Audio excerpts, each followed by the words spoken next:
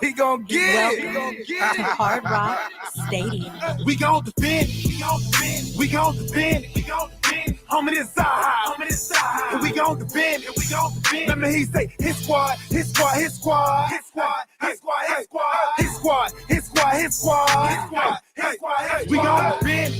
defend it. We gon' defend it. Homie, this side. And we gon' defend it. Remember he say his squad. We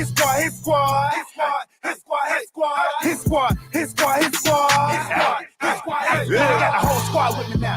Train to go. Come play games if you want to. Try to crash our house, you done took the wrong route. We gon' crash you like a stunt dude. Check y'all like 1, 2. Tap your head like your uncle. You wanna ride, stay buckle. It get loud down here, get wild down here. Time to feel the jungle. Never disrespect the squad, it's defended by a line. And some beats on the feast on the opposition. Another line in the back, sing it to the ER. Just in case you got through the first line, we tripping. But if for some reason it get crazy, I got watchers on the corner for my safety. Everybody here well coached. Change the weather under pressure, stay cool like an AC. Woo! But we still make heat. Woo! Was you trying to play me?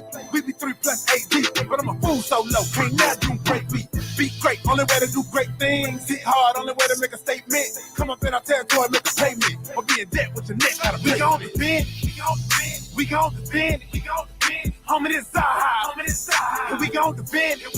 Remember he say his squad.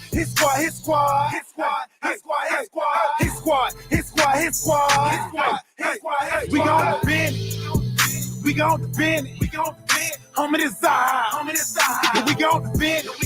Remember he say his squad.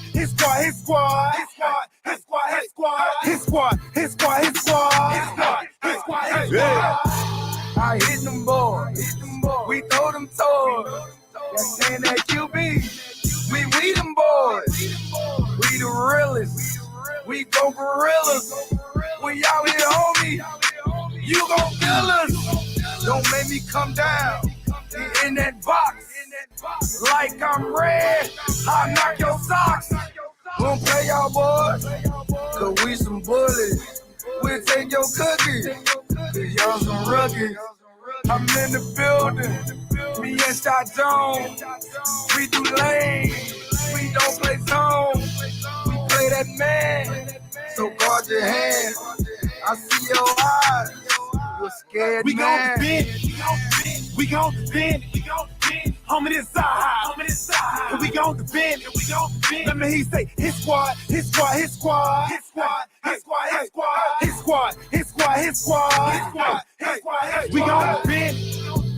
gon' defend it. Homie, this side. And we gon' defend it. Remember he say his squad.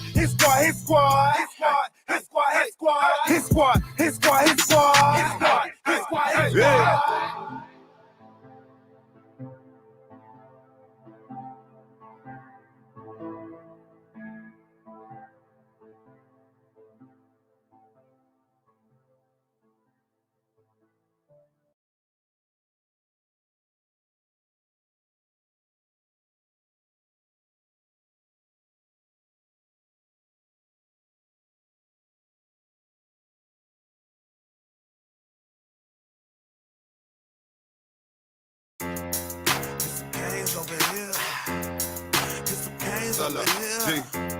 We got some canes over here. Relax and take notes while I step in. Ain't no question. I've been repping. See my squad ballin', that's a blessing. I'm texting with my homies from that West End Zone crew. Say they taking shots, told me roll through. I told you about that orange and green. We click tight, big bites, we destroy your team. Make the world view our games like a horror scene. Stuff opponents in a can like Goya beans. I mean, representing for the team. Love the city though. You can't get connected with us. Check your figure no. Infamous with that swag, it's original. The copycats could copy that, but we gon' get some more. No gay, no Seminole. We let it stay, but in this state we is the general. Coral gave us around the world, we don't have a limit. We read that youth from the streets to the academics. It's some canes over here. It's some canes over here. It's some canes over here. Throwing U's up. How we do our thing over here. It's some canes over here. It's some canes over here. It's some canes over here. Throwing U's up. How we do our thing over here. All we do, please, is a hurricane. You ain't got that work, you can't serve the cane. I know you been watching, we been hurting things. Where that crown at, homie, we them dirty kings. We gon' get that title, what that purdy ring. Gotta turn over chain for every team. Green and orange on my back, get a foreigner's back. I'm scoring while you roaring like a lion getting shot. ¿Qué pasó, papi? Tú no puedes conmigo. Argentino de principio, huracán en mi equipo. Got the passion like Sebastian when I'm rapping, that's a fact. Got that 7-6 jersey for the legend, one sack, yeah. Get some canes over here. Get some canes over here. Get some canes over here. Throwing U's up. How we do our thing over here. Get some canes over here. Get some canes over here. Get some canes over here. Throwing U's up. How we do our thing over here. We got some canes over here and we bout that. Solo D and the ballin' boys, yo, we got that. No good chillin' in the cut, hard rock back. And if you hating on them canes, better stack. It's the state of the MIA. The U is back, what them haters gotta say. Them hurricanes, we be ballin' all day. Turnover chain, got the people going crazy. No whoop whoop, it's the sound, so you know who it is. They counting finals ballin' like the U up in here. Gold teeth, grillin', chillin', Solo D, what it is. We got the turn up chain, gang up in here. Cause it's a UM thing, orange and green is the gear. We coming to you HD, so it's crispy clear. Now put them U's in the sky, don't stand and chill, and let them know if they don't know we got some canes up in here. Get some canes over here. Get some canes over here. Get some canes over here. Throwing U's up. How we do our thing over here. Get some canes over here. Get some canes over here. Get some canes over here. Throwing U's up. How we do our thing over here. Canes, we be ballin' all day. Canes, we be ballin' all day. Canes, we be ballin' all day. Them hurricanes, we be ballin' all day. Who that? So low, so low, so low, G. So low, so low, so low, G.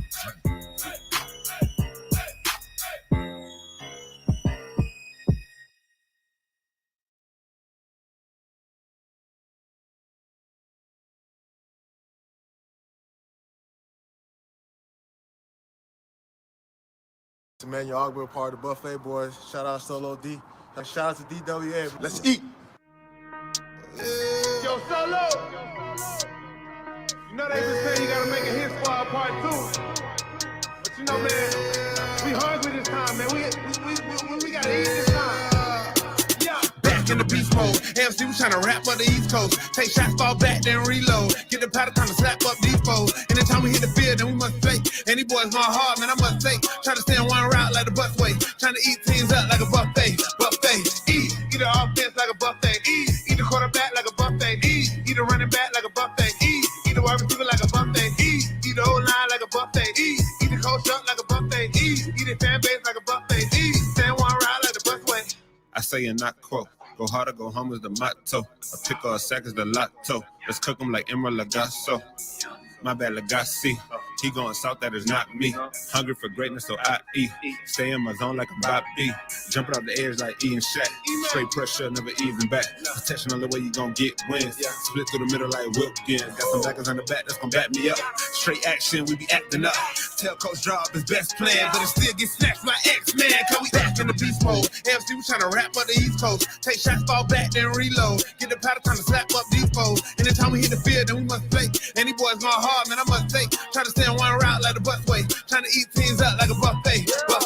Eat the offense like a buffet. Eat the quarterback like a buffet. Eat the running back like a buffet. Eat the wide receiver like a buffet. Eat the O-line like a buffet. Eat the coach up like a buffet. Eat the fan base like a buffet. Stay on one route like a buffet. Eating like a buffet, it be a long day. We ain't gon' play. Get them boys green, no subway. Pick the ball off X and BJ. I don't care about what he and she say. That's nonsense. Check the replay. I work overnight and it's early morning, but I'm turned up cause it's game day. They don't really want it with your boy. O-line really get destroyed. Ex-Patriot, Cal Van Noy. Put him on his butt, hurt hemorrhoids. What's a grown man to a boy? Jam him at the line, dare you to throw it. Disciplined coach Brian Flores. Never getting rattled two boys. Fans better pay attention, even social distance. I got a witness and you know we blitzing. But mind your business. Christian Wilkins on the line of scrimmage. Far from timid, pushing to the limit, revving engine. You know we gotta get it, Nick Needle. You know we gonna pick it, Van Ginkle. Take it to the business. Phins up till my life is finished. Say it with my chest cause I meant it. A lie, no why, I admit it. New era, yeah, our division. A win streak, we just keep on winning. So I lose, tell them suck a limit. Bills with the Jets in New England. Miami top dogs where you hear me. Back in the beast mode. AFC was trying to rap up the East Coast. Take shots, fall back, then reload. Get the powder, time to slap up these foes. Anytime we hit the field, then we must play. And these boys going hard, man, I must say. Try to stay on one route like the busway. Trying to eat teams up like a buffet. Buffet. Eat the offense like a buffet. Eat the quarterback like a buffet. Eat the running back like a buffet. Eat the wide receiver like a buffet. Eat the whole line like a buffet. Eat the coach up like a buffet. Eat the fan base like a buffet. Stay on one route like the busway.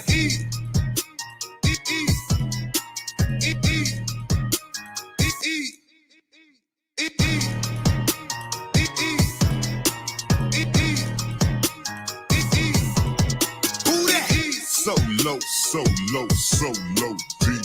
So low, so low, so low, deep.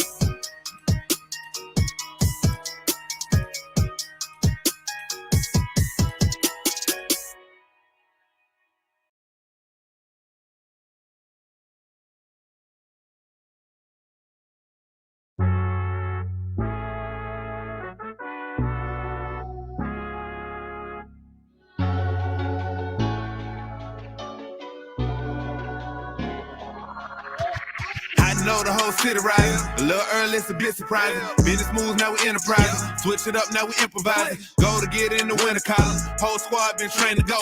Phins for life, we throw the foe. Singing this just to welcome bro. To a time, to a time. Time to grind, time to shine. To a time, to a time. To a time, to a time. To a time, to a time. Time to grind, time to shine. To a time, to a time. To a time, to a time. My intuition told me this. To trust the coach, he holds the gift. He knowing when to go with Fits. So we knowing when to switch. This year we got the golden pick. Time to see what that pick about. Bad vibes get sent out. Only fans up in this house. We been waiting, yeah, we been patient. Now it's time to cash out, no discount. Super Bowl, yeah, we en route. I don't know when, but it's close. I don't wanna overhype, but I just know I like it. So excited, league gon' know this now. You should know the rise. They say two or from that rock. Shout out to Samoa and now it's time to lay the smack down. You think you Dwayne Johnson? Time to be the people's champ. Hit them with the people's elbows, sit together like it's Velcro. You think you could stop us? Hell no, all day I dream about sports. I think I need some Chateau custom with some Dolphins colors, just to let them know we here. Yeah, I know the whole city riding. A little early, it's a bit surprising. Business moves, now we enterprising. Switch it up, now we improvising. Go to get in the winter column. Whole squad been trained to go. Phins for life, we throw the foe. Singing this just to welcome bro. To a time, to a time. Time to grind, time to shine. To a time, to a time. To a time, to a time. To a time, to a time. Time to grind, time to shine. To a time, to a time. To a time, to a time. To a time, to a time. Really hope he the man. Hope we found us some gems, like the Heat found Bam. Wanna take time to thank Fitz, cause he put on a show. But the young man up, in the whole city know. Time to catch all the blessings, cash out on the investment. Ball out, don't choke. Phins want all the smoke. Chris Gregg gave hope. Coach flow like spoke. Damn Marina still a GOAT, but to a man on go. Watch to a man throw. Watch to a man scope. Watch to a man dishes that we never ever seen before. Phins up, let's win. Born ready for a ring. Maybe 3, 4, 5, 6. It's damn week, use 10. I know the whole city riding. A little early, it's a bit surprising. Business moves, now we enterprising. Switch it up, now we improvising. Go to get in the winter column. Whole squad been trained to go. Phins for life, we throw the foe. Singing this just to welcome bro. To a time, to a time. Time to grind, time to shine. To a time, to a time. To a time, to a time. To a time, to a time. Time to grind, time to shine. To a time, to a time. To a time, to a time. So low, so low, so low, deep. So low, so low, so low, deep.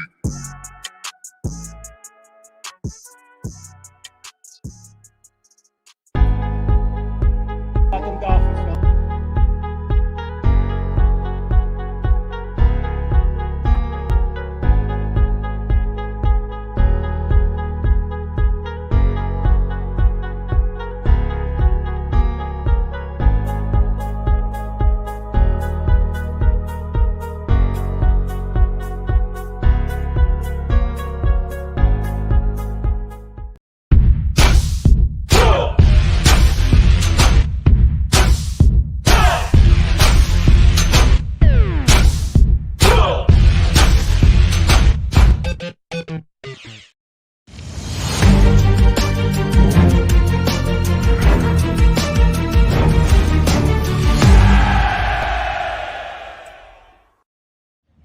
guys, I'm Danny Johnson, CEO at TPP, The Positive Porpoise. I'm Jason Miller from Phins Up SoCal Fan Club. I'm Scott Howell from Atlanta Dolphin Club. Mark Angelo, NorCal Dolphin Club. And you're listening to Clock Blockers, Miami fans' #1 morning show. Run it, run it, run it, run it, run it, run it, run it, run it, run it, run it, run it, run it, run it. What is up, ladies and gentlemen? It is your boy, Stephen D, right here on the #1 Miami fan morning show. I'm talking about Clock Blockers, baby. What is going on? Good morning to my family. Good morning to my Finlaws. Good morning to the Miami fan #1 morning show. Let's go. What is going on, everybody? Are y'all ready? Are you all ready? Are y'all ready? Y'all ain't ready. Y'all ain't ready. Y'all are not ready. All right, so I apologize for being a little tardy this morning. It's been a crazy morning over here so far. So I got some good news and I got some okay news. Okay, so the okay news is TD Finstock is under the weather. Okay, he's sick, so he's not going to be at training camp today. Okay, but that's fine. That's okay. Because hopefully, as long as he feels a little bit better by this afternoon, maybe he'll be there for tomorrow and the inter-squad scrimmages. We don't know yet. But he's under the weather today. But he will be trying to contribute throughout the day. And also, we're going to still do the Twitter update live as we get going. Okay? So you still got me. You still got me. I know I'm not TD. I get you. I got you. But yes, look, he's okay. He's just under the weather. He's not feeling good. So I was working with him this morning and trying to get it all figured out. So I'll hopefully have some news on you for tomorrow. Hopefully he'll be there for the Atlanta Falcons inter-squad scrimmages. So that'll be good there. But look, I just wanted to let you guys know up front, hey, I didn't want to feel like I was lying to you or anything like that. I don't want to be that guy, but I do want to let you know that TD's under the weather. Hopefully he feels good right now. But that's all right, man.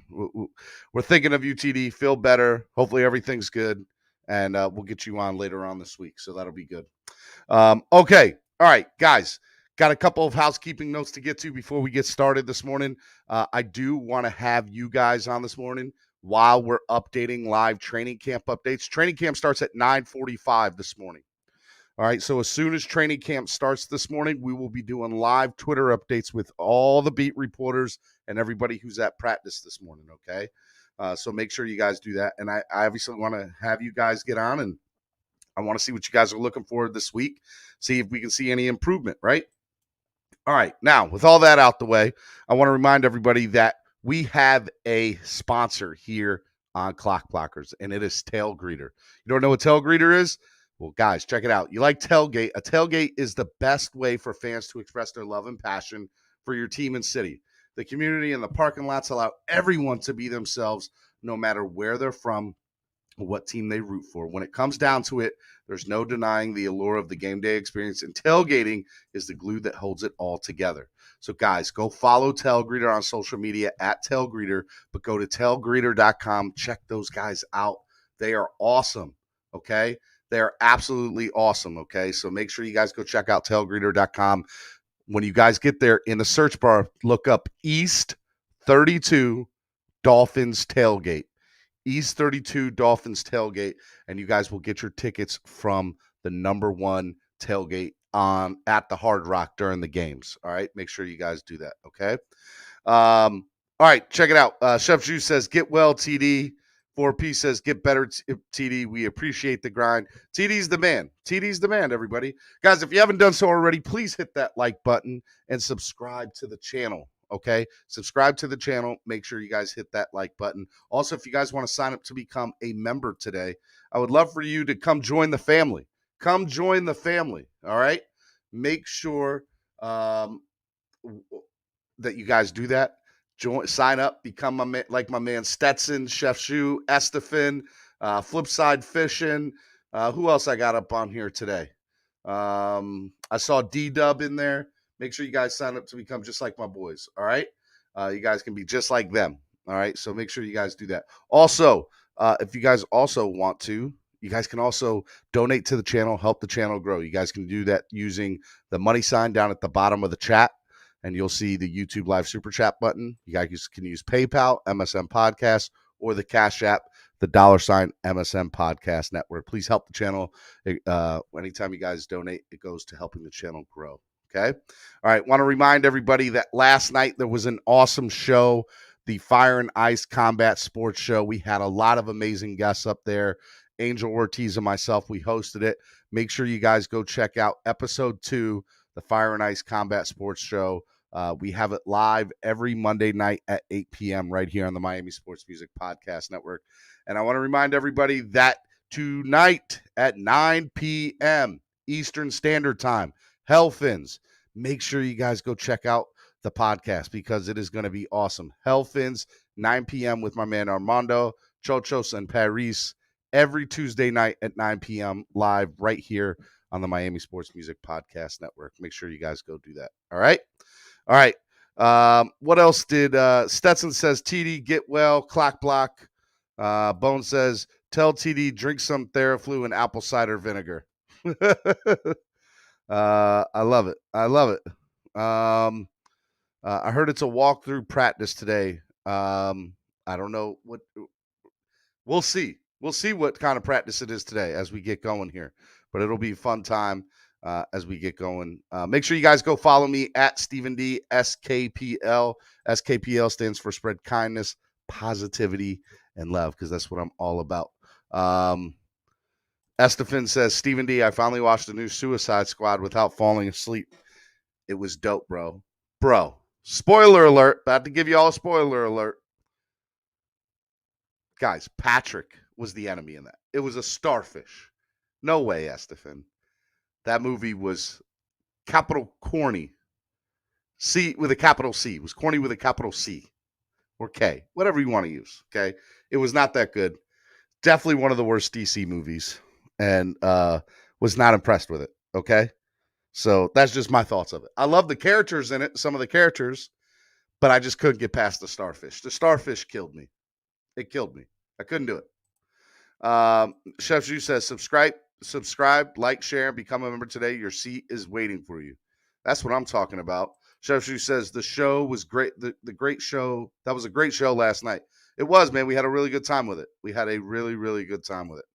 All right. Also want to remind everybody, too, that 305sports.net is your number one home for all the latest sports news in South Florida from high school all the way to the pros. So make sure you guys go check out 305 Sports on social media, Instagram, Facebook, and Twitter at 305 Sports. That's 2 S's at the end of that. Make sure you guys go do that. All right. Also want to remind everybody, too, that you guys can go see my man, our media directors, talking about them Dolphins. Get ready for the season by downloading Talking About Them Dolphins with Jamie Bahamas for all your platforms needs right here on right there on 305sports.net. You can follow Jamie at the Jamie Bahamas. Okay? All right. Estefan says, Stephen D, Fast and Furious is garbage. That's corny. No way, bro. It's family. Family. That's what that is. Okay? That's Fast and Furious. Don't be hating on my man that does family. Okay? I heard the shark guy carried the movie. Also known as Sylvester Stallone's character. Yes, he was awesome. I did like Shark Guy. I enjoyed it. Okay? All right. Look, guys, I want to make sure that y'all are staying tuned to the show. So make sure you guys hang out with us today. We're going to have a good time and do all that fun stuff. So without further ado, let me put the link in the chat. I'll have you guys on this morning and we'll get going because I want to hear what you guys think about the new Suicide Squad. If you guys want to talk about that or Fast and Furious. What I really want to know is what you guys are looking forward to in training camp this week. We have a big inter-squad practice with the Atlanta Falcons tomorrow and Thursday. That'll be big. So I am looking forward to that. One of the things that I thought was really cool this yesterday is while I was preparing for the show, I was looking up a couple of things, and I saw this little tweet, which I thought was hilarious. So for those of you who don't know, Allen Hurns is going to be out for the rest of the season, I believe. I really feel bad for the guy. I'm a big fan of Allen Hurns. But this man, Chad Ochocinco, says, hey, Miami Dolphins, hear me out. Fresh legs until Hurns returns. So I know Chad Ochocinco has been trying to get back into the league, and I want him to. I'm here for it. I would love to see him do it, but it ain't never going to happen. Ever. 3 months. He'll be out 3 months. You're right. So it'll be interesting to see what kind of happens there. So, make sure you guys do that. Copy the clipboard. Make sure you guys put it. There we go. There it is in the chat, guys. Come on. I want to hear from you. What are your thoughts about today? What do you guys feel you guys want to see in training camp today? I got Twitter already up and going. It should be a lot of fun, so we'll see what happens there. It'll be good. Hurns out with a wrist injury for several months, and a following low depth chart are players to watch out for. Loxley, Merritt, Ford, Foster, and Parker, Fuller, Wilson, Waddle, and Holland should be safe, as well as Bowden. So 1, 2, 3, 4, 5, 6. And the question is, maybe 2 more people make it. Is it going to be, Foster? Preston Williams is going to start the year on the PUP list. And Malcolm Perry is not on the wide receiver chart. He's on the punt returner chart. So it'll be interesting. Flip side, Fishing says Chav would be better trying out in the XFL. Whenever they get back. It'll be interesting to see that. Estefan, what's up, my guy? Bro, the Fast and the Furious is garbage, bro. You got a cast of nothing but garbage actors, bro. It's the best actor they had was Paul Walker, who's all right. No. I take it back. I think Ludacris is the best actor, bro, because when he's acting, it's not like rapper Ludacris. It's like this dude's an actual actor. Then you had like Paul Walker, who's average, and everybody else sucks, bro. They are all horrible actors. And the only thing they're lacking is going into outer space and doing something on some freaking satellite and then parachuting back into Earth, bro. You sound like a hater, Estefan. That's what you sound like. No. Look, that Suicide Squad movie was actually legit. First of all, let's get something straight. I'll say for the record, I enjoyed Polka Dot Man. I enjoyed the Shark Guy. I enjoyed Idris Elba's character. Okay, I enjoyed all 3 of those guys. I did.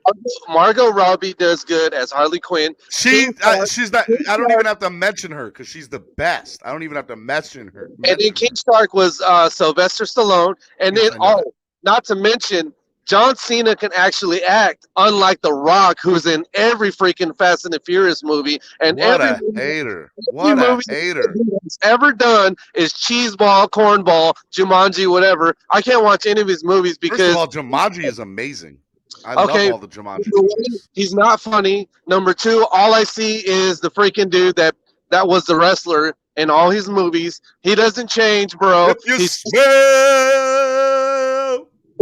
Bro, that's all he is, man. He's not a good actor. Look, let me say something. The last thing I'll say about The Rock, bro, is he's not a good actor. I don't care what nobody can tell me, but how much energy does it take bro, to hate everything? He does not replace Will Smith as far as the summer blockbuster, bro. All the movies that Will Smith did, bro, Ali, Pursuit of Happiness, Roman all the says independent John is cringe at acting.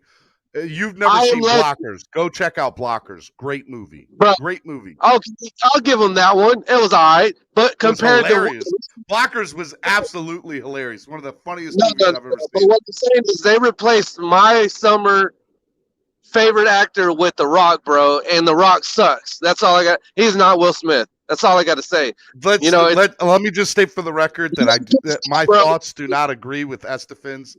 I enjoy Dwayne The Rock Johnson, and Ballers is one of my favorite shows. And the guys from the 305, and I love The Rock is the man, okay? I don't know what you know, Estefan, but it's not much, and you sound like a hater.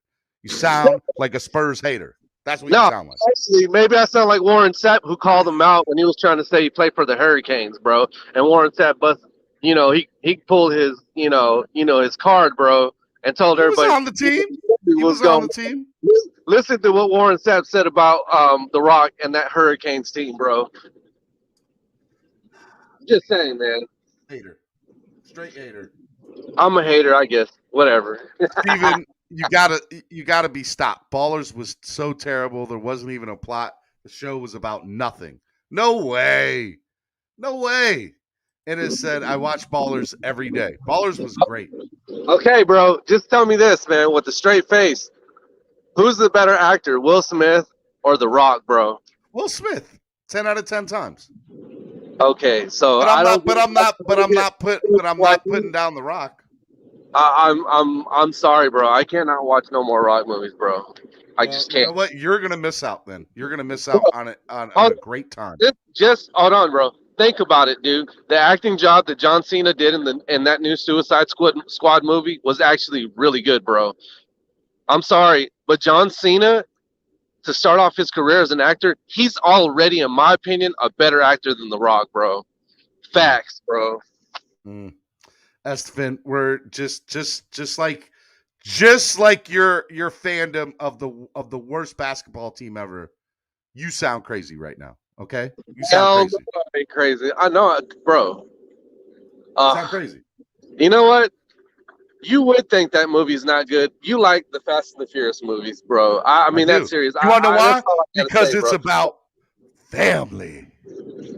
Family. Okay, come on. That's the best part of it. Vin Diesel's a horrible actor too, bro. Vin Diesel's the same dude in every movie. What a hater. Okay, look, bro. I will give the first movie was good, and after that, they're all garbage, bro. Every last one of them. I have never witnessed so much hate in my life, ever. Did I see Suicide Squad, Steven? Yes, I saw the new Suicide Squad. I enjoyed the first movie. I did not like the second movie. I didn't. I'm not afraid to admit it. I'm not afraid. I don't think. Okay, bro. You talked about Boomerang dying at the beginning of the movie, but I was so mad that they killed Pete Davidson's character, bro. I mean, Pete Davidson's character and Captain Boomerang. How do you kill Captain? Let's get something straight. I love Superman. Okay, love Superman. All right, but explain to me something. DC has no idea what to do with their movies. They're horrible at it. They like, how do you kill off Captain Boomerang when you're about to come off with the Flash movie? Like, come on, like be real. DC has no idea what they're doing. They cannot compete with Marvel in any way, shape, or form. And by the way, I love Superman. Okay, it's like Big John said. They were trying to stay comic accurate and stay true to the comic. Look, bro, I don't know about the comic. I don't know how the storyline of the comic goes. But what Suicide Squad brought to the table, bro, was gore and comedy, bro, to go along with good acting. And it was actually a good storyline, bro. If you really, bro, comic book movies are meant for people that have imaginations, bro. I have imaginations. No. I'm a Toys R Us kid. I grew up on the Power Rangers. My guy, I have imagination, okay? I'm a kid at heart, and I'm trying to tell you that the Suicide Squad was a bad movie. And you sound like a hater. I mean, I just got to disagree, bro. I mean, I can't debate with you because you like freaking Fast and the Furious, bro. You know what I mean? So, I got to quit your movie critique, bro. All right. Question, everybody. If y'all want to come up and want to talk training camp, look, guys, bro, get on and hang out with me because I can't take no more of this hater. Okay, I got. So TD did a show last week, and he was actually going over all the movies. How he watches movies. Okay, all I got to say is we got to get TD to watch this movie and actually tell us if this movie sucked, bro. Why? All right. Because TD is the guy that knows movies, bro. He's the end all be all. If you listen to his take on how he watches movies, bro, I actually agreed with a lot of what he was saying, bro. I'm not saying what he said or didn't say, but I know movies too. Okay, I love Netflix, HBO Max, Hulu, all that. I got it all. All right. Well, TD had one of my favorite movies in his top 5, bro. So that's how I know what he's talking about. All right, well, you know what? Let me ask you, what is your favorite sports movie of all time? Go. My favorite what? Sports movie. Sports movie? Yep. Oh man, bro, it's got to be semi-pro, bro. Oh Will my Ferrell. God. Oh yeah. That doesn't even Oh, crack my top 5. No way. Drink a beer and watch, bro. I could watch that movie, especially during the winter, bro. At least once a week, dog. You're still quoting lines from the movie. Oh my gosh, bro, that movie's so good. All right, let's I'm get sorry, something man. straight. In no particular order. Top 5. In no particular order. Okay. The Okay, man. Sandlot. The Man, you're Sandlot. putting me on the spot. Yes, Okay. Sandlot has to be on there. Sandlot's amazing. All right. Has to be on there, Remember bro. the Titans. Remember the Titans. Listening in the chat, bro. If y'all haven't seen Semi Pro, or if you've seen it, you don't like it, I think you need to revisit that movie. I'm sorry, man, but that's one of the dopest sports movies. Just listen, Estefan. Just listen. You might learn something. You don't like it because the Spurs are in the movie. They ain't talking about the Heat. They're talking about the Spurs. So they As don't. an ABA team. All right, just listen. You might learn something, Estefan. Number 1. Okay. Number 1, and in no particular order. So I don't put this in order. Okay. Hold on. Let's throw another one. Rudy, bro. As much Rudy's as I great. Rudy, Rudy's as much great. as But he's I not hate, my top 5. as much as I do not like that team, that's a good movie, bro. Bro, just listen to me. Just listen. Okay. Sandlot. Remember the Titans. Field of Dreams. Talladega Nights, because I love Ricky Bobby. If you're not first, you're last. Okay, I literally have all the lines out of that movie. And then fifth is probably like there's a whole bunch that could be 5, but I mean my favorite is, you got to go because it is a football movie as far as I'm concerned.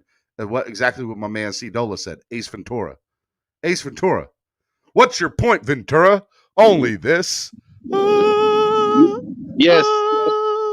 I would say you filled in. That's double pane soundproof glass. The noise you heard came from inside the apartment. You got me, man. I got to throw Ace Ventura in there, bro.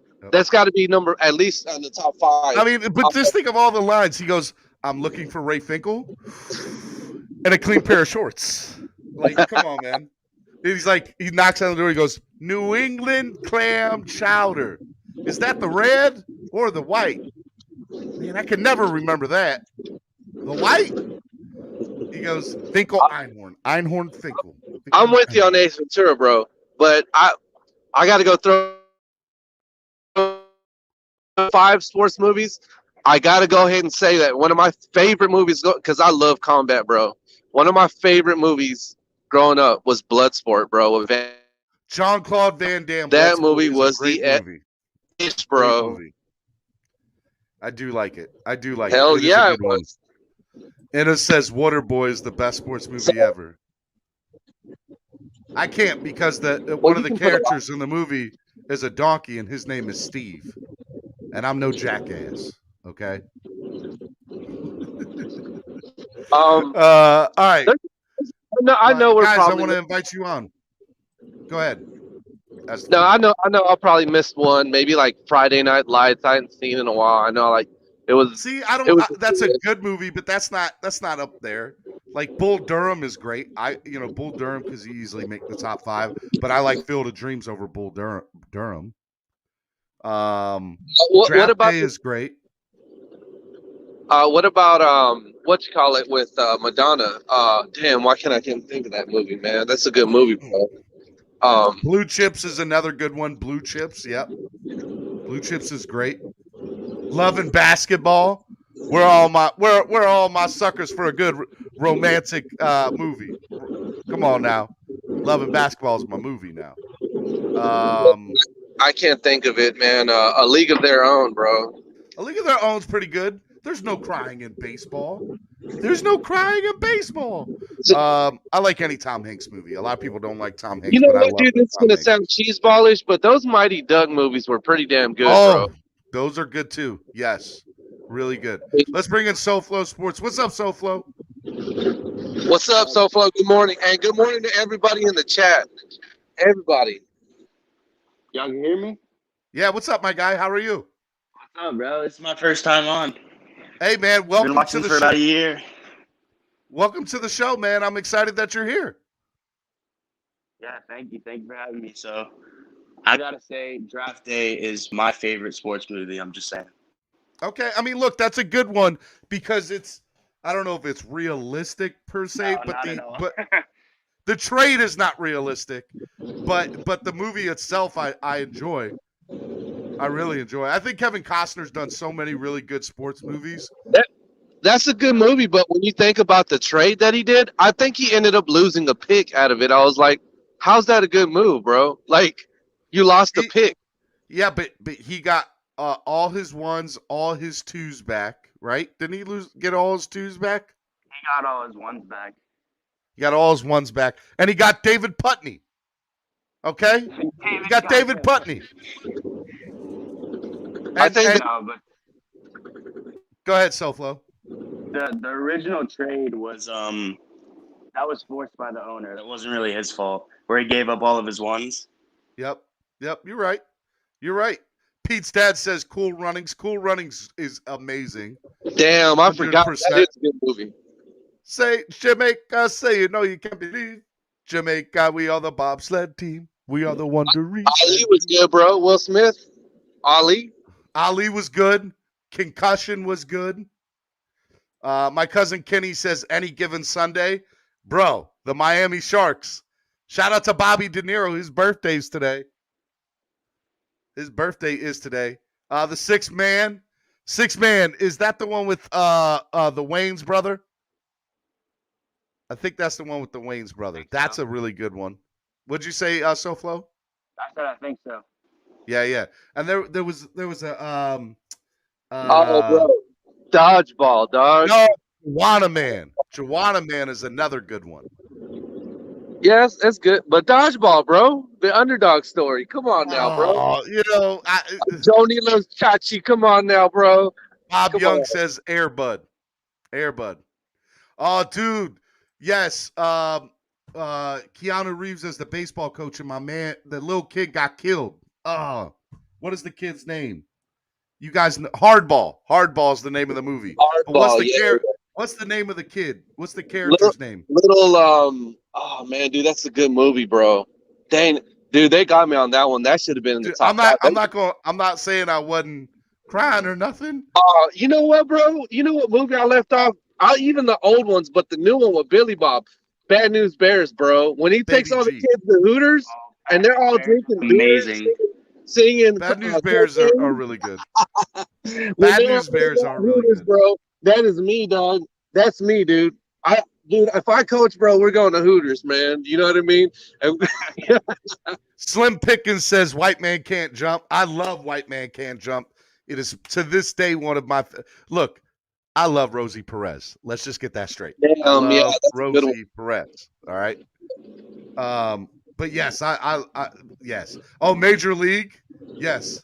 Willie Mays Hayes. Run like Willie, catch like Mays. Or what do you say? Catch like Willie, hit like Mays. I forget what he says. But yes, I do like that. Major League is good. I'll tell you what another solid movie is that is part of the Major League is Major League 3, Back to the Minors. I actually enjoyed watching that too. And speaking of the Twins, because the Twins are also in that movie as well, is what about when the kid becomes a manager? That's a good one. And he becomes a manager of the Twins. Little Big League. That's a good one. The Longest Yard. Longest Yard is pretty good. And I enjoy the new one over the old one. Because I like my man Terry Crews. The guy, he's like, I got cheeseburgers, I got McNuggets, Eddie. I got the fries that'll quick, shake your thighs. Okay, I got here you go, bro. I'll give you a rock one. The movie where he's got where he's the football coach, that was pretty good. Which one?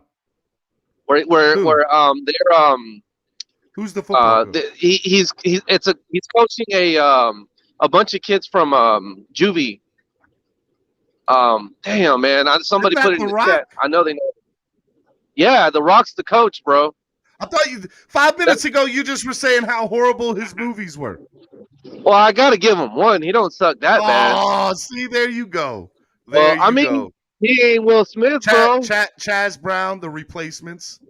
That is a good one. I do enjoy Bro, that. the Gridiron Gang. I think that's what it's called, bro. Yeah, Gridiron the Gang. Gridiron Gang. Yep, you're right. Hey, that's a good movie, man. Moneyball. Moneyball. You know what? I gotta move Moneyball in my top 5 movies too.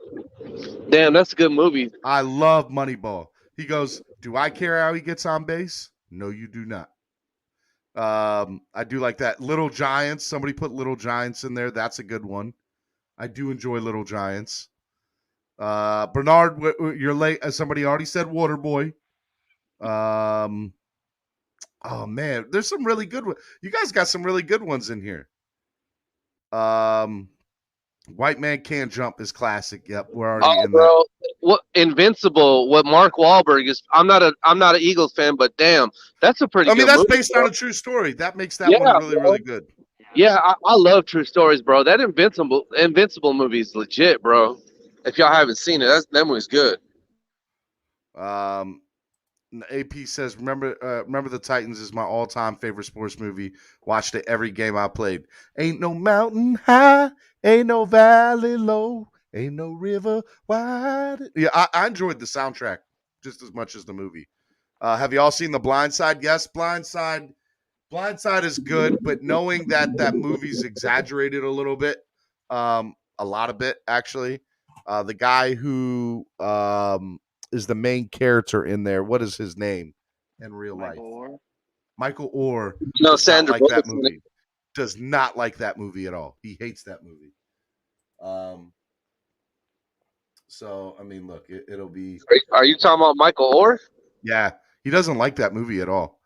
Bend It Like Beckham is a classic 4-piece. Says, I'll be real with you. I've never seen Bend It Like Beckham ever. Oh, you know what? You know what I'm forgetting? And it's not even a movie. Ted Lasso. Ted Lasso's amazing. Ted Lasso should move into my top 5, but it's not a movie.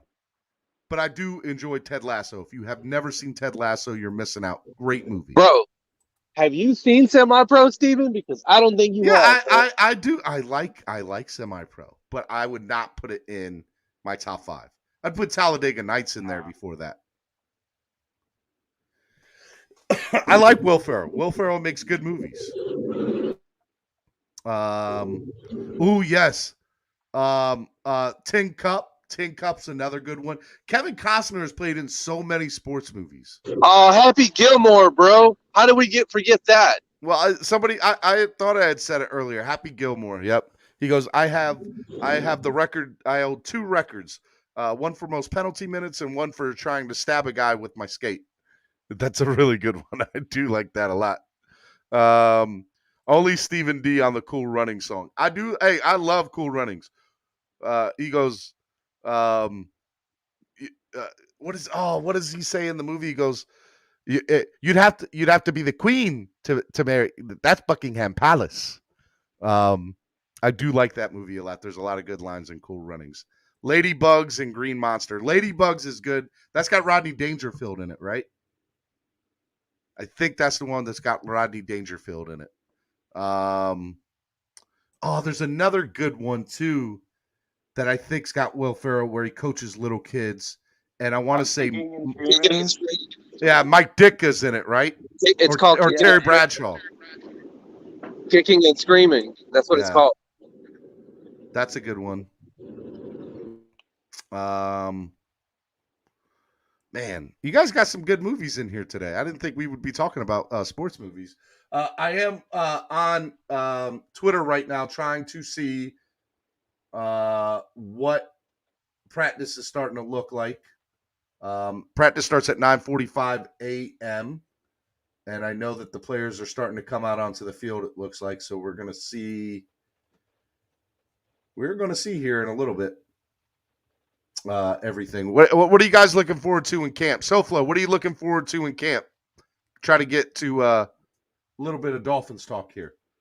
Well, I'll tell you what I'm not looking forward to is this run game has been terrible. And Terrible. I think that Been terrible, Kenny. Can you hear me fine, by the way? Yeah, I can hear you. Okay, so not only is we all know that the O-line's terrible at run blocking, but to put fat, slow Malcolm Brown behind it. It's literally Jordan Howard 2.0.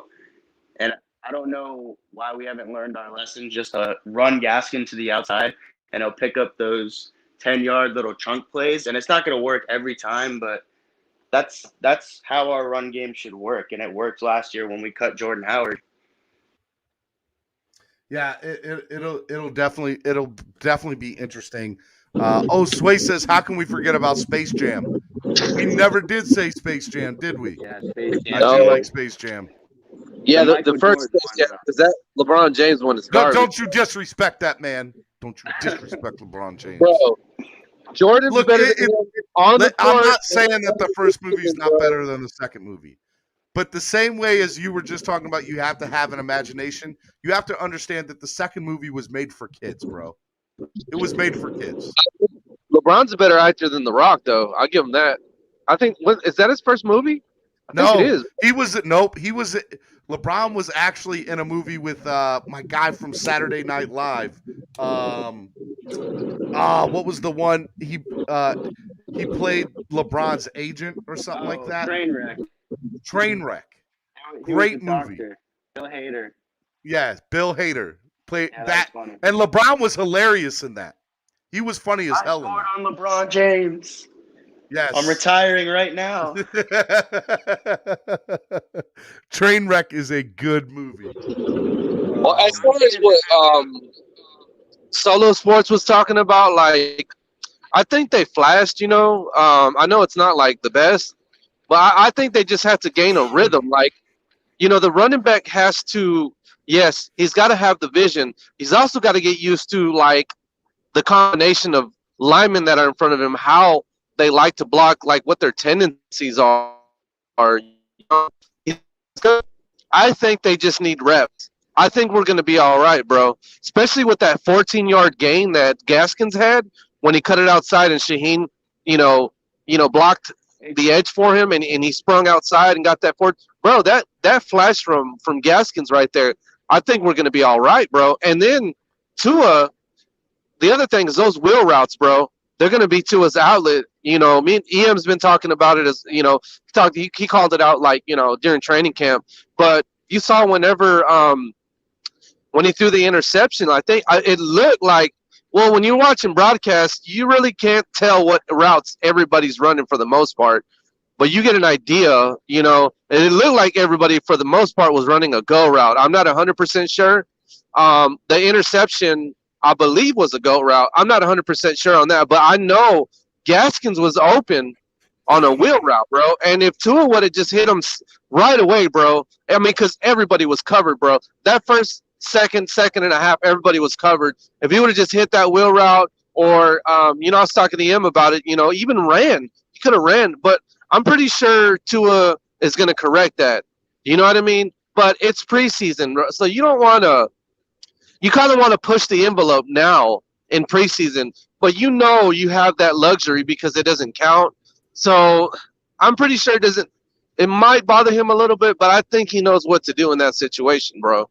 I think he was just trying to, push the envelope now because it's preseason. I agree. I feel like in preseason, you have to look at what is going to be the best for you. So you're going to try things in preseason that you normally wouldn't maybe take a chance on in a game, right? And you also have the ability to make mistakes in preseason. There are things that I like, that throw, the interception throw. I think he was trying to thread the needle because he was so confident in his first 4 or 5 throws. And if you guys look at the first 4 or 5 throws, Tua threw, I mean, some of those were like, there's no other way those are completions without being directly where they were at, on the money, threading the needle. And so I just think that he was doing that, and I don't blame him for that. EM Baller says, running game is fine, Brown is trash. $1.99 donation. Thank you for the donation, EM Baller.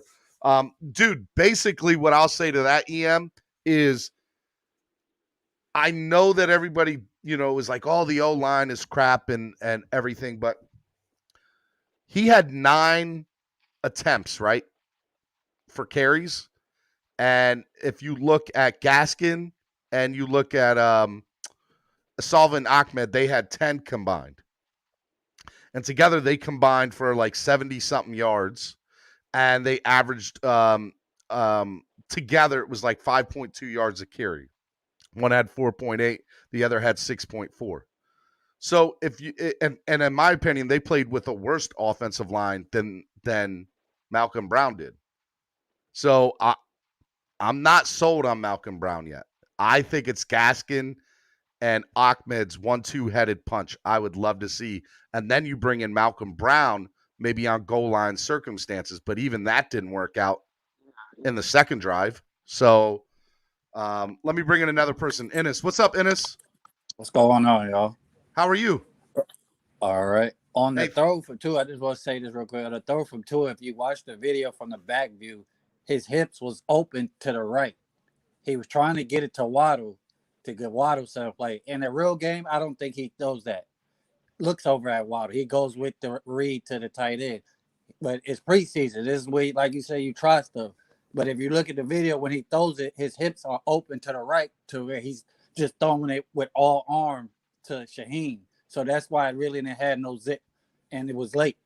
If you really look at the video, he was open. He couldn't reset his feet to come back to Shaheen to fire it in. It was too late, so he just threw it from just pure instinct, just from sidearm, did out there. So I agree. I saw that too. I 100% agree with that. Real quick, let me just interrupt. Let me interrupt that thought process real quick. Jaguars have released Tim Tebow. Tim Tebow gone. That was going to tear up the locker room if he made the squad. That was the best thing. Tim Tebow is released. That's I have to admit, I'm surprised he's released so early. I really do.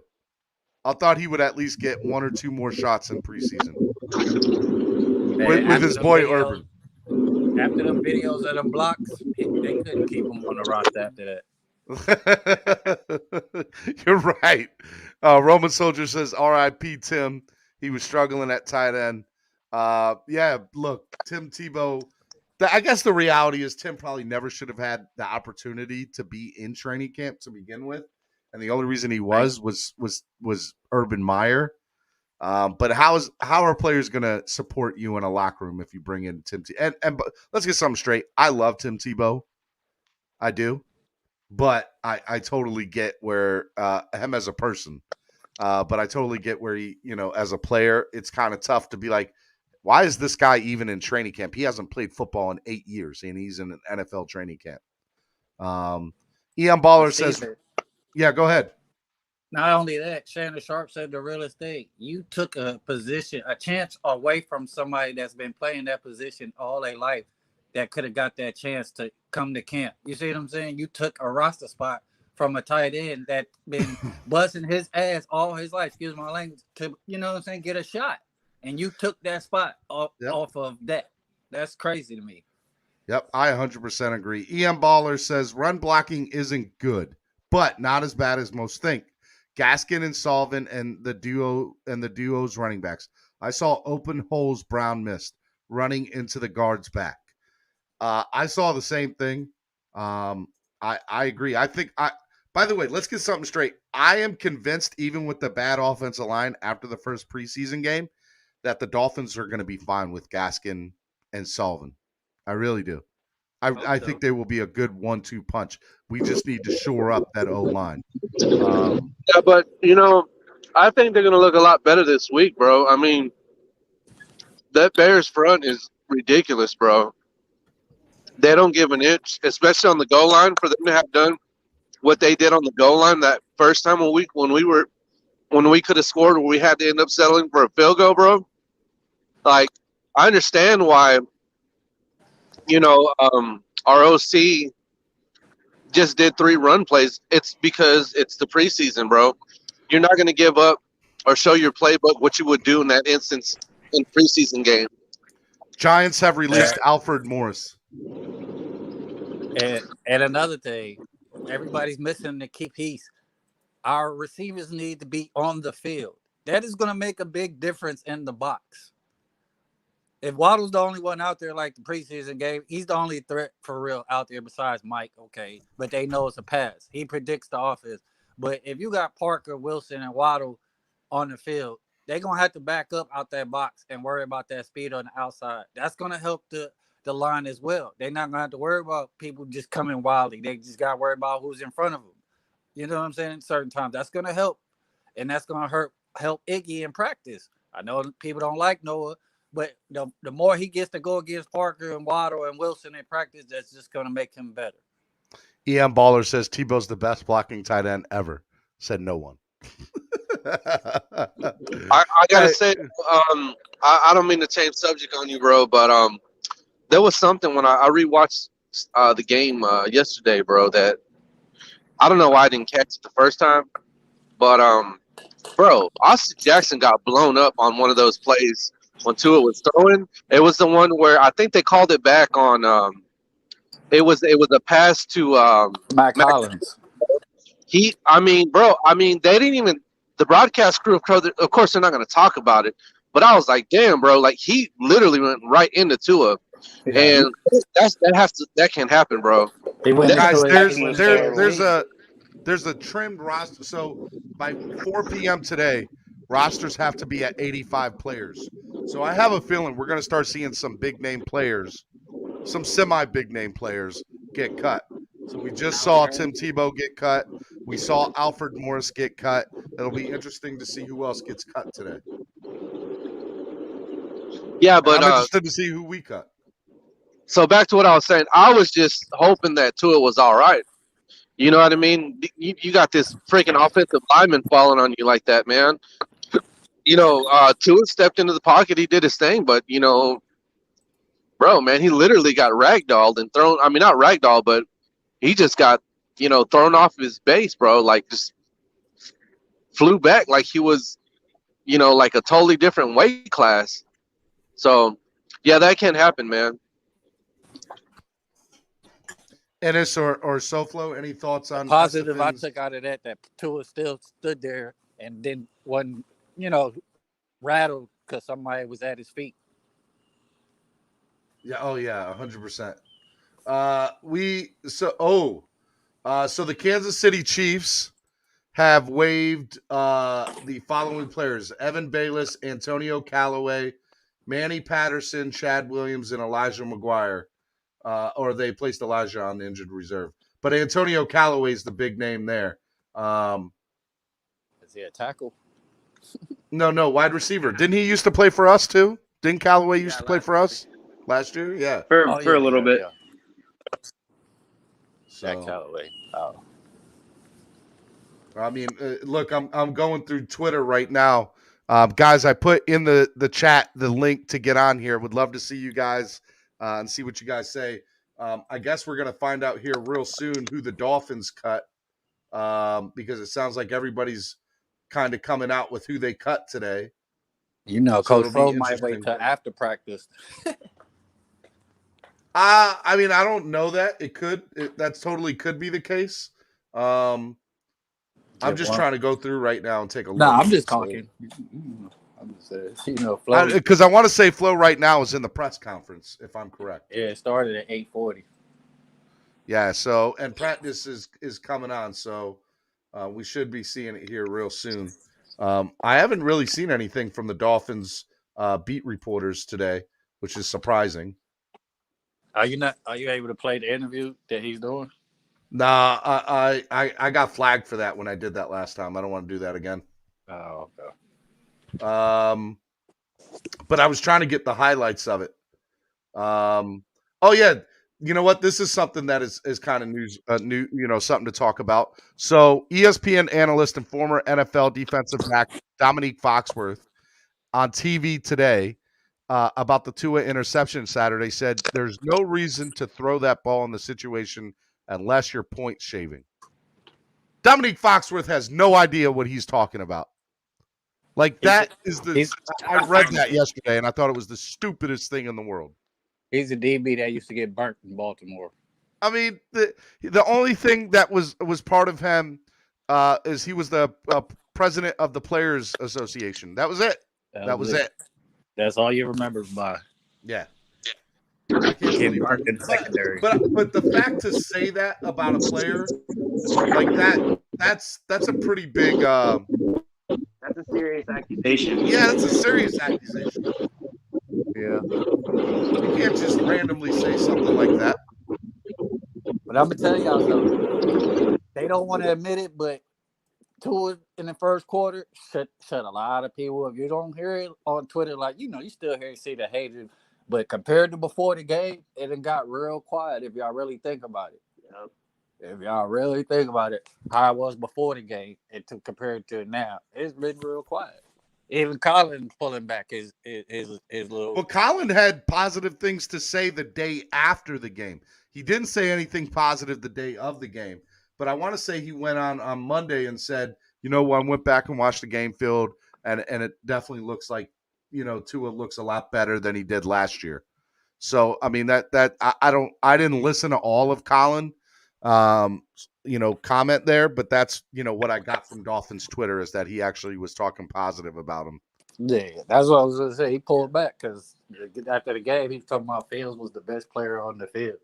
I'm like, man, you must didn't watch the game. For real. Roman Soldier says, I say the guys from the third team are going to get cut first. I'm just interested, like, who are we going to cut? Do you think we'll see any surprises today?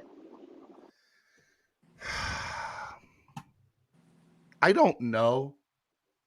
I think if we do see any surprises today, I mean, here's the other thing too. The play, who just said that they might cut after practice? You might be right. I did. You might be right because 4 p.m. is the deadline, and the Dolphins are known for waiting till the last second. Yeah. Flo might give him one last chance to see. Go ahead. I wouldn't necessarily call it a surprise, but I think Alan Hearns at this point is pretty much gone. Didn't he just break his wrist like a couple of days ago? If they let him go, it'd have to be an injury settlement. Yeah. They can hide him on the injury list this year. The way they got it, they can hide him on there. You know what? I'm going to try to play this again. But because of his contract, I don't know. They might do something.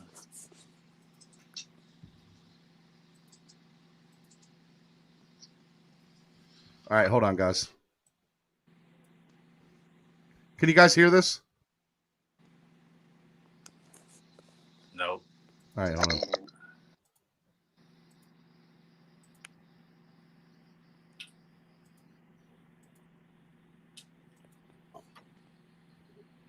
Pick the best player available. What about now?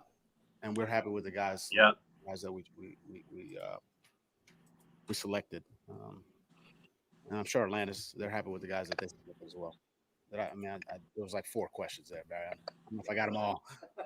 You guys are still on. I just made it smaller on the screen. That's all. All for you and Chris and going through the process. Man, we're focused on the guys that are on our roster, coaching them up, helping them get better, and that's kind of where we're at. There was a report that Phins is going to need or has had wrist surgery, and it's going to take about 3 months to recover from that. What can you tell us about his situation? Yeah, it's unfortunate. Alan was having a good camp, and that player brings leadership, and we're gonna end up placing him on IR at some point. So unfortunate, kind of a, I won't call it a freak play, but that's pretty much what it was, and it all is pointing in that direction. This we've gotten so far. So he's disappointed, as we're disappointed. But that's kind of part of the game, and we've got to move on and just continue to practice and get better with the guys we have. Talking about practice, man. Receivers who have been out recently: Devontae, Preston, Fuller, Albert Wilson. Do any of those have a decent chance to practice against the Falcons? All those guys will be out today. We'll see about tomorrow. They're day to day. They're all working to get back. The wide receivers that have been out of practice for the last week, he just confirmed they're out of practice again today. I shouldn't say pretty competitive. They're very competitive practices. and with guys who have been out, you kind of want to ease them back. So if they are back, I wouldn't expect too much out of them, but getting closer, I would say. But just taking it one day at a time. With Jalen Phillips, you guys had him practice in the first joint practice, and then sort of scaled it back. He didn't play in the exhibition game. Is that a regression, or is this a management situation? Where is his stats for practicing this week? Jalen will be out there today. What's annoying, Andrevius? Again, when we're trying to work guys back, we just want to take our time, not have any setbacks. So Jalen will be out there today. He'll be out there. We plan on working him in against Atlanta, whether it's both days, the first day. I mean, we'll kind of talk through that.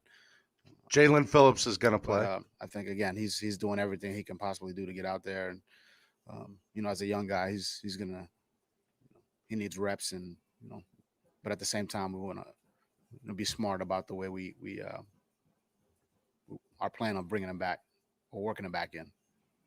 Having to start really making cuts. What's this day like for you? And is it gonna be tough to find the 5 guys that you need to cut it down? Yeah, I mean, this day is always a tough day, but at the end of the day, just got to be honest and transparent with guys and tell them the truth. And I understand there's going to be some disappointment, but got to do what's best for the team, and we have to make the cut. So, with the running back rotation, is there an advantage to having a physical runner to start off like Malcolm Brown? Does that facilitate things later for Miles, Savon? I mean, look, we like all the backs. I think they all bring something a little different. Malcolm's a little bit bigger, a little bit, has more what you may consider a power back, and Miles, kind of a change of pace, good quickness, get out of the backfield in the passing game. Savon's got good speed, get out of the backfield. So a lot of different qualities.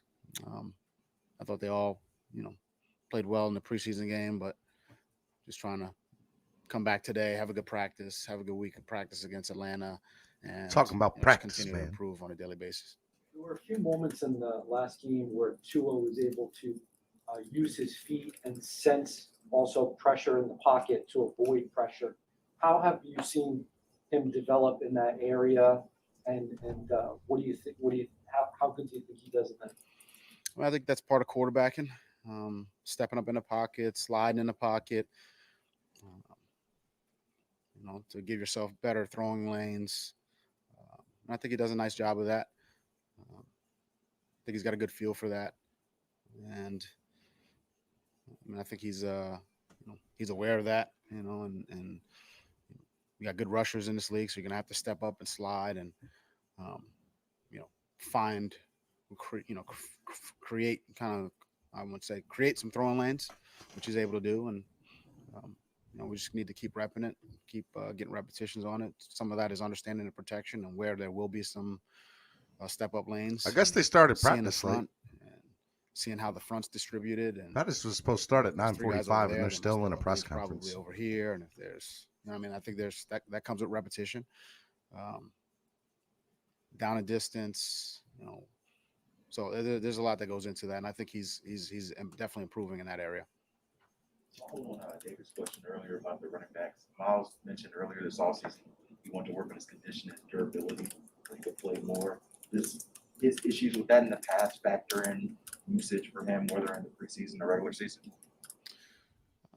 Talking about Miles Gaskin's durability. I think Miles is in good condition. I think he can go. I think we're going to try to use the backs situationally that best fits their skill set, and then what's best for the team. So Miles can play on first down and second down and third down, but depending on the call, depending on the situation, we may put another player in there. And that's the case really for all positions. We try to, put the best 11 guys that, fit what we're going to do on that particular play. I think the entire team knows that. Miles is a team guy, so He's going to do what's best for the team.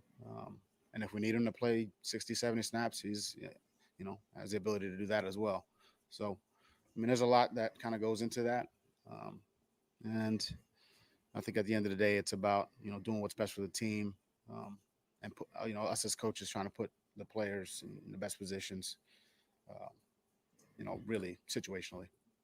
I'm aware that you're trying to disclose as little as possible in regards to who is calling plays, but I wanted to ask about Fry being the voice into his headset. What is the thought process of having, quarterback coach or former quarterback as the last voice that Tua hears in his ear before calling play, before execution of play? I think as far as the beginning of that, I'm not. Well, let me just answer the question. I think when you're a position coach and you're, I'm just tell you, when you're a position coach and you spend time with a player every day, you kind of have your own language, your own conversations about different plays. Hey, remember we talked about this like this. Remember that, we saw this in practice. That's a different relationship or way of speaking than it is with the coordinator. I mean, I know that because I've been a position coach and a coordinator. Charlie Fry is our quarterbacks coach. So I did not know the that. idea behind Charlie being the last or the person to give him the play call is that one or two things that they've talked about in their room. And I also find it very specific interesting to that Charlie Fry quarterbacks. is the person giving him the That play just call. makes sense to me. That's big to me. I think that's pretty reasonable. And that's why, we kind of do it that way. And then, I know Joe asked about the play calling. Look, I mean, obviously you guys haven't been up in the coaches booth, but this is what happens. We got somebody's watching the front side of the play, somebody's watching the back side of the play, somebody's watching the coverage, the rotation, somebody's watching the fronts. So there's a lot of dialogue. I think at the end of the day, what happens is somebody says, "Hey, Tua," or somebody gives Charlie the call, and Charlie says, "Tua, wristband 33," and it's not six people talking to Tua. It's one person talking to Tua. You may think that's just not. I want to talk about this afterwards. I think this is a big deal. Maybe that's too much information, but I mean, yeah, that's just I mean, that's what it is. It's wristband, wristband 37. Like that's the information that the quarterback gets on the headset. The coaches are saying, "Hey, backside end's doing this. We might want to call wristband 38." Like. But I find that interesting with two offensive coordinators. I want to talk about this. This is going to be big. Explain that. I don't know. Yeah, I guess. Okay. Well, question for you. Tua doesn't hear the coach's communication. No. He hears what's coming from Charlie. That's it. Wristband 12. And whatever the last to look for. And then, hey, it's whatever that call is. Hey, remember we talked about, seeing this, that, or the other thing. Go. So Charlie Fry's pretty much in Tua's ear calling the play. Wristband 33. Watch out for the defensive back. He's going to play up on this coming to the line of scrimmage, or watch out for the corners. But maybe I shouldn't. And what's the reason for keeping the actual play caller's identity secret? What do you gain by that? I mean, we got two offensive coordinators. Internal. I just don't. I guess my question would be, what do you gain by that? We know who's responsible for the play. Well, I know who's responsible, and I like Tua. I like Flo. That's kind of where we're going. Do you think your opponent gains anything by? They may. They may. Brian, in the headset era for quarterbacks, have you worked under any other system other than the one you just described about, wristband 33? Have you been a part of any other system, and what did you gain from using this system as opposed to any other?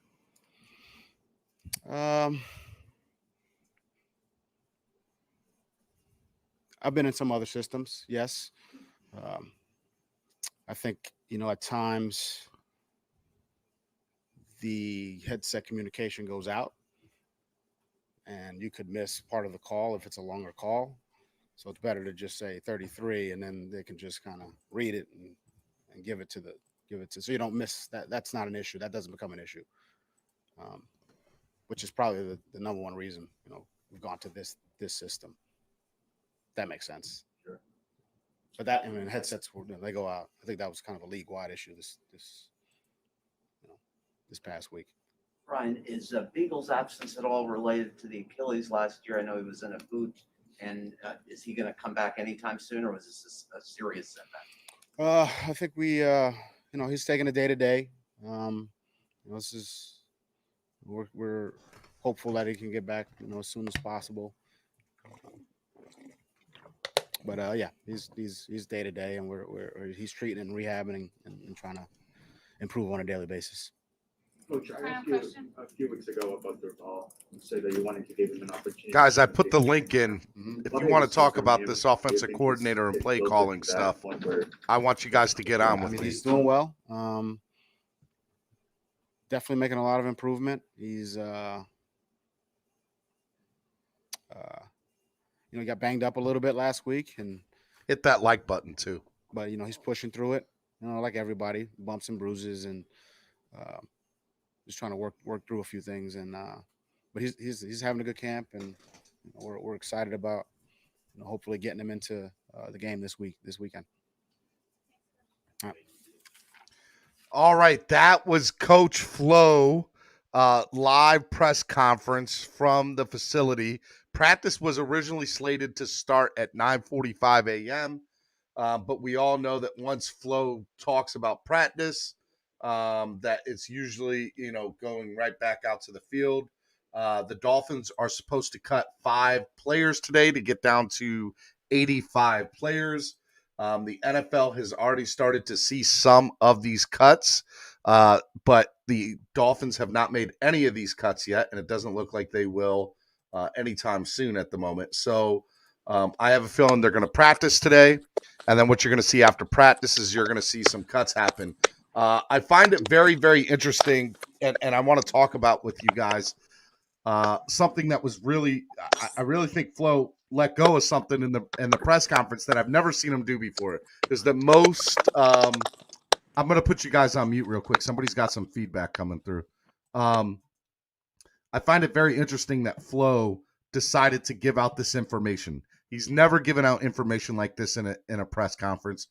So the Dolphins obviously have 2 offensive coordinators, So they have George Godsey, right, who is a co-offensive coordinator and tight ends coach. And then they have the running backs coach, who's the other co-offensive coordinator, and Eric Stutzville. So what I was assuming, and I don't know why I was assuming this, but what I was assuming was whoever is the play caller, one of those 2 guys is in Tua's ear. And my thought is that they would probably switch it up. But that's not the case. What the case is the quarterback coach, former NFL quarterback Charlie Fry, who I had no idea was our quarterback's coach, and I don't know why that I didn't, but find it very interesting that he's our quarterback's coach, right?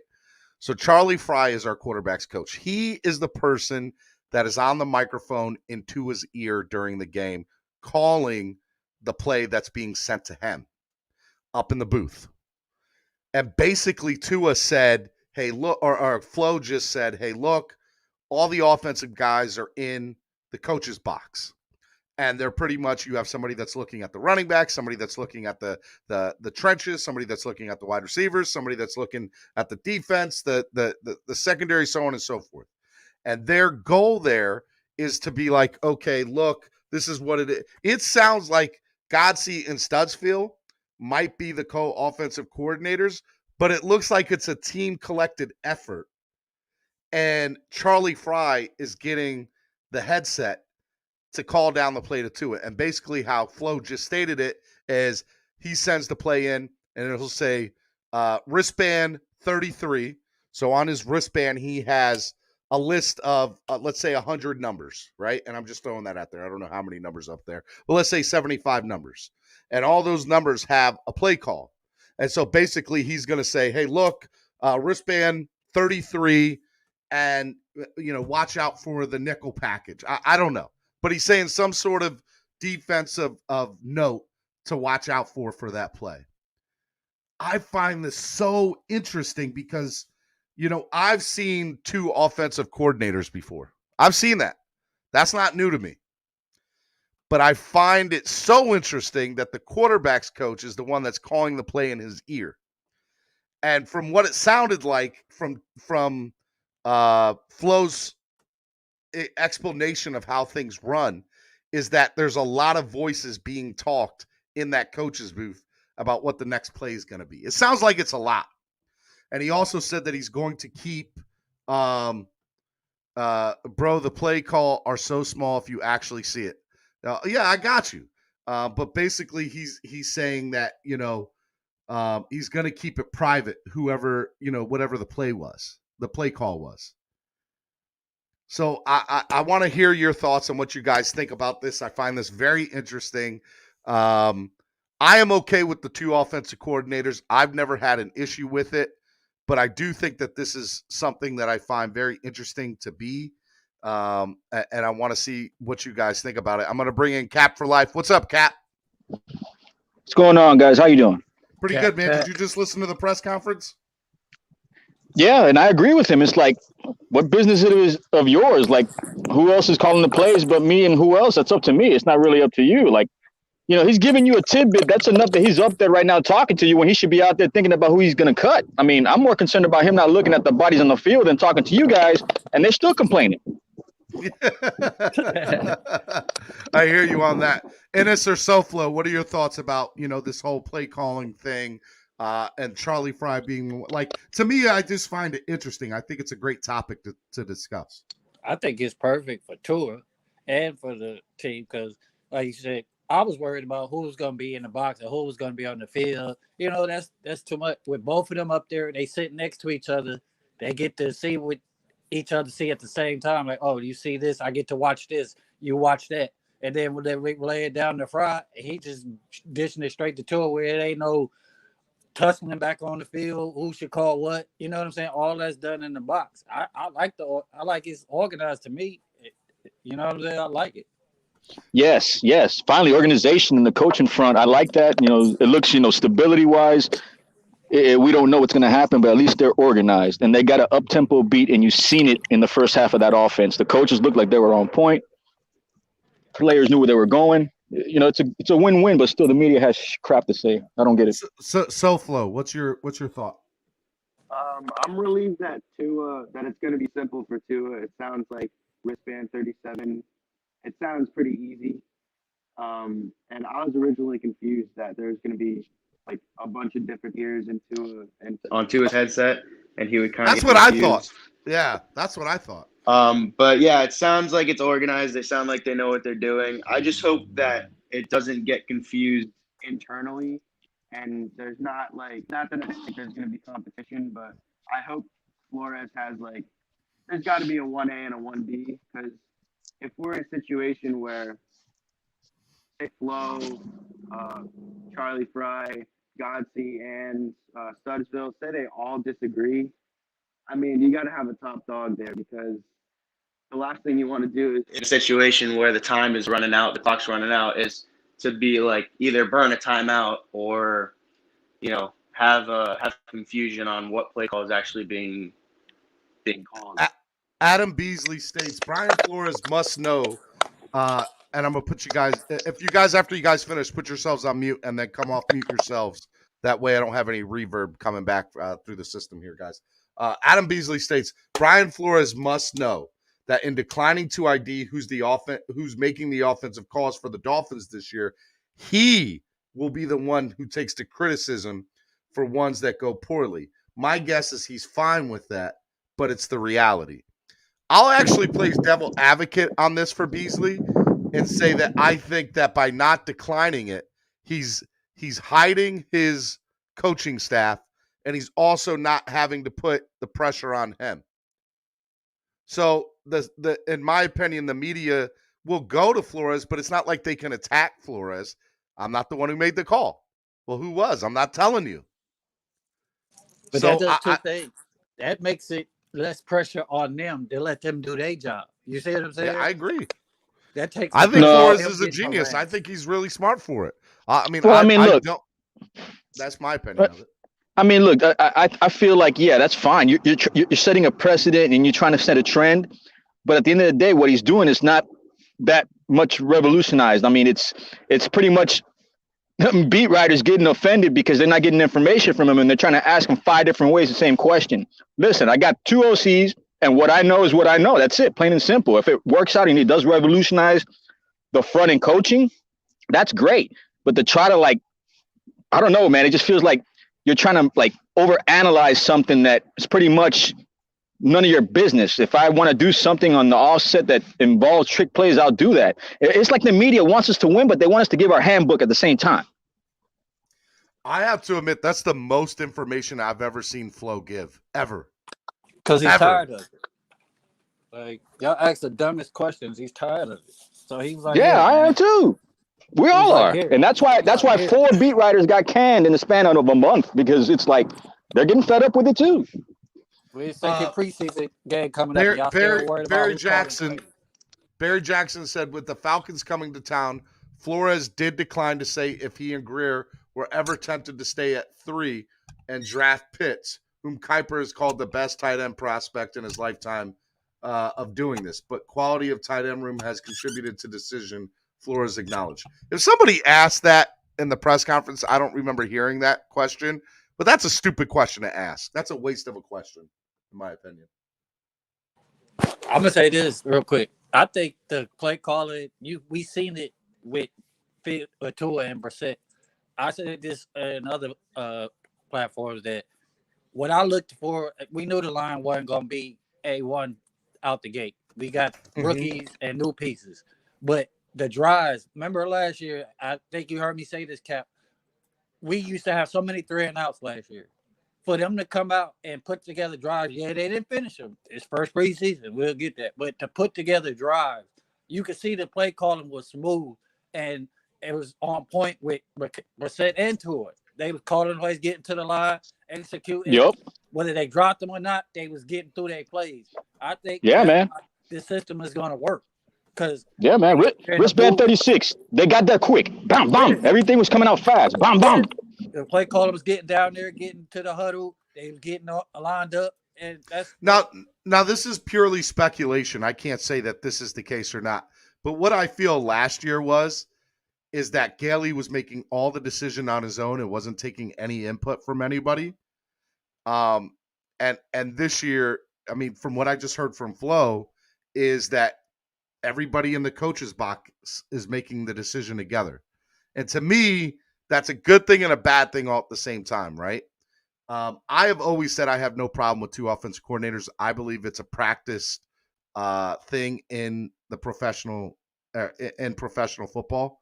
I just think that most people just are used to just naming one offensive coordinator. But I do think that there's a run game coordinator or a pass game a run game specialist and a pass game specialist. I think that's something that's very practiced among the league. But I do find it interesting that I'm just, look, here's the thing for me. Number one, I've never in my life heard Brian Flores give that much information about something that has to do with the intricacies of how the game is called or run. Or I agree with you 100%. And the other thing to go along with that is, I find it interesting that Charlie Fry is the guy because so here's the thing. We all know that Flores was not the defensive coordinator in New England, but he did call plays. He was the play caller for the Super Bowl that they won. And so I find it very interesting that I would like to know if Charlie Fry feels differently, would he change the play call? I think he's trying to groom him. But I want to say this real quick. I don't think they're in the booth saying, oh, that's a good play. What do you think we should? I think they're just speculating. Like, one of them gets a quarter or a series, then the other one gets a series. But the other guys that's up there helping, they're looking at the coverages in the fronts and probably saying, hey, these plays might work. You see what I'm saying? As far as team effort that way. I don't think it's a team effort as far as, oh, what do you think we should call next? You know what I'm saying? I think whoever's up there helping them is probably telling them what they see and what plays might work against it. But I think they break it down as far as you get a series, Godsey, Studsville, you get a series or a quarter. You see what I'm saying? To keep the confusion down on who's calling what at that time. All right, looks like there's a new beat writer for the Miami Herald, Daniel Oifusi. I hope I said your name right. But they pretty much just who just said that? Somebody told me to go follow him. Where he's with Sun Sentinel? No, Miami Herald. Barry Jackson. Miami just Herald? told us. Yep. Oh yeah, because Armando's leaving. There's a lot of. I think we're gonna have new beat writers when it's all said and done here. Like we're gonna have to find out how they run and how they operate and work. It'll be interesting to see. We got Alan Poupart. Alan Poupart. I like it. Look, here's another thing that I find interesting too. Our last quarterbacks coach is now the head coach of the Cincinnati Bengals, right? And so I don't know if there was an in-between between Fry and what's his face? Who's the head coach at Cincinnati? Zach Taylor. I don't know if there was an in-between at quarterbacks, but I do find it interesting that Fry is the quarterbacks coach here because I look at somebody like who's the offensive coordinator in Tampa, Byron Leftwich. I'm starting to see more former quarterbacks get into the coaching ranks. I think that was the tour call, though. Fry. You think so? Yeah, because they worked. I mean, they worked together before. Look at Frank Reich. Frank Reich used to be with what the Frank Reich. Who he used to be with? Frank Reich. He played with Buffalo. Yeah. Look at him. 100%. What did he say? 3 yards per carry. Says, by the way, who is making the play calls? Turn on the game and on the broadcast. You can tell who's making the calls. If you attend in person, use binoculars, and it's even easier. I like that. I think Alf knows, bro. Alf be out there. Alf knows. That'll be interesting to see here. I'm trying to look right now to see if they're starting to announce things for practice today. Practice was supposed to start at 9:45 a.m., so they got a late start today. Was there anything else from the press conference that made you guys, scratch your head, or did you guys, find interesting? Yeah, I think you give it an inch, they want a foot, man.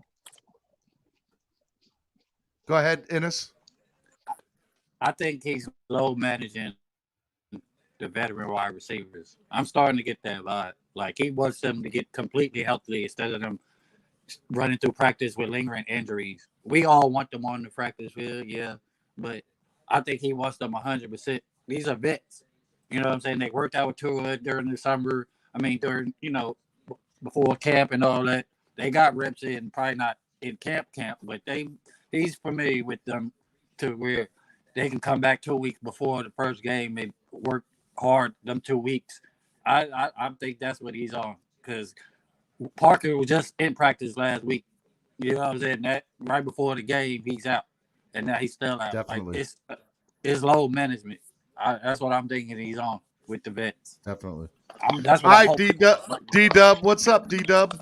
Good morning, everybody. What I found interesting was that you thought that Charlie Fry would be able to counterman or change the play. I think that his part in that process is to relay the play and give Tua a watch out. Or I didn't think that was the case, D-Dub. I didn't think that was happening. I just questioned, could it happen, right? Like, is there too many chefs in the kitchen? No, I don't think that.